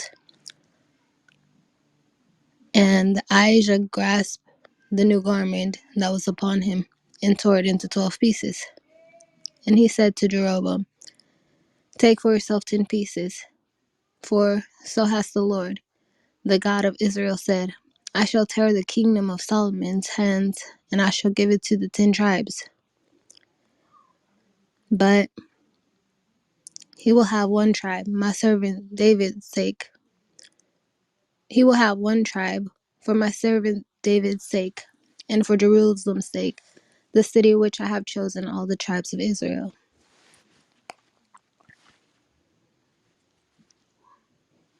Since they have disturbed me and have prostrated themselves to Ashtar, the goddess of Zenonite, Zidonia, to Chemosh, the god of Moab, and Moloch, the god of the children of Ammon. And they have not walked in my ways to do what I say is right in my eyes, to keep my statutes and judgments, as did his father David. However, I will not take any part of the kingdom away from him, but I will make him a king of all the days, for all of his life, for the sake of David my servant, whom I chose. And he kept my commandments and my statutes. However, I will take the kingdom away from his son, and I will give it to you, the 10 tribes. And his son I shall give one tribe, so that David my servant may have a kingdom before me in Jerusalem, the city which I chose myself to place my name there. And I shall take you, and you shall rule over all that your soul desires, and you shall be king over Israel. And it will be, if you heed all that I should command you, and I will walk in my ways and do what is righteous in my eyes, to keep my statutes and my commandments, as did David my servant. And I shall be with you and build for the lasting dynasty, as I have built for David my servant, and I shall give you Israel. I shall afflict David's descendants. I shall afflict David's descendants because of this, but do not for all time. Solomon sought to put Jeroboam to death, but Jeroboam arose and fled to Egypt, to Shishak, the king of Egypt, and remained in Egypt until Solomon's death. The rest of the events of Solomon, the rest of the events of Solomon and all that he in his wisdom, they were surely written in the book of words of Solomon. The years which Solomon reigned over Jerusalem, all over Israel, were 40 years. And Solomon slept with his father, and was buried in the city of David, his father. And Rehoboam, the son, ruled in his place.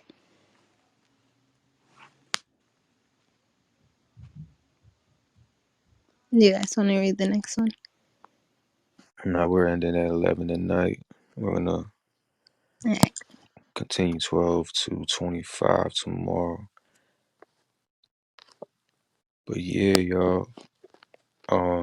Y'all got anything else y'all want to go into? I thought it was weird. Where it said Molech. Like it said Molech in my book, but it also said Milcom, where it said Molech in the other version. I don't know why I did that. Yeah, no, he was called, yeah, in a couple of chapter. I remember reading the same thing, but it was yeah, that's the god of the, I think, Moab, if I'm not mistaken. Yes, so he's called those two different names, that Milka or something like that, and Molech. Yeah, It's just yeah, matter of pronunciation when you look at it, when you look at it in the Hebrew. So it's the same false idol. Say that again, sis. It's the same false idol. Yes, yes. what's the significance of the monkey and peacocks that they brought over? I'm not sure, because when you go and look that up, they even tell you in some of these things they are guessing at the Hebrew word. So like when they put unicorn, Right, things like, right. they guess at some of these animals because they really don't know what the Hebrew word is. And they tell you that when you look up the definition. Because when I look at peacocks, if you think about it, when they open their wings up and all those circles on their wings, it kind of looks like it reminds you of what would that be, a cherubim? Yeah, it reminds me of eyes. It looks like a whole bunch of eyes looking at you. Yeah, that would be like the eyes on the wheels, right? Remember, there were eyes on the wheels. Yeah. That's a good one.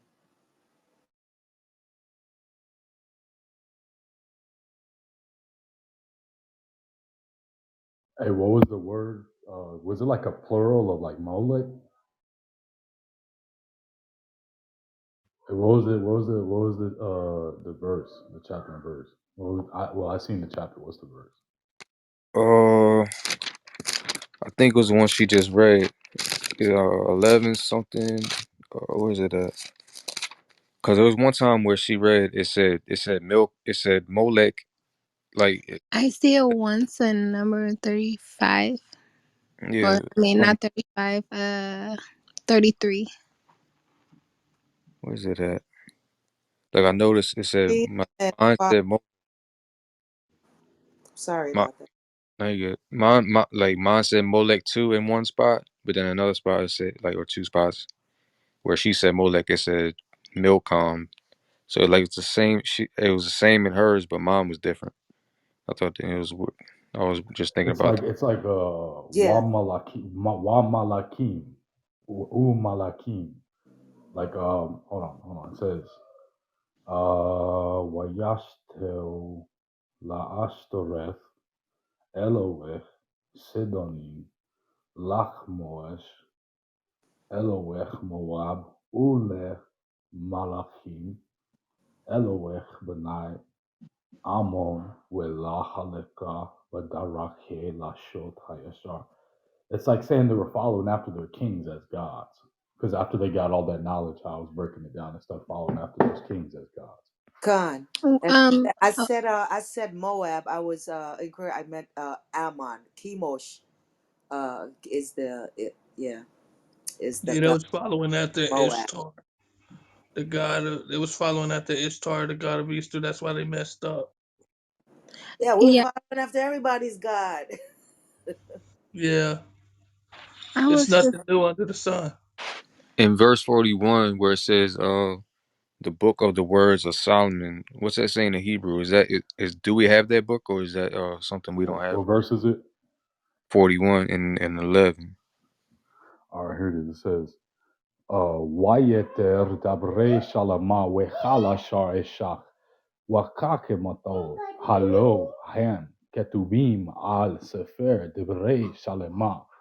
Um, all the words that are written in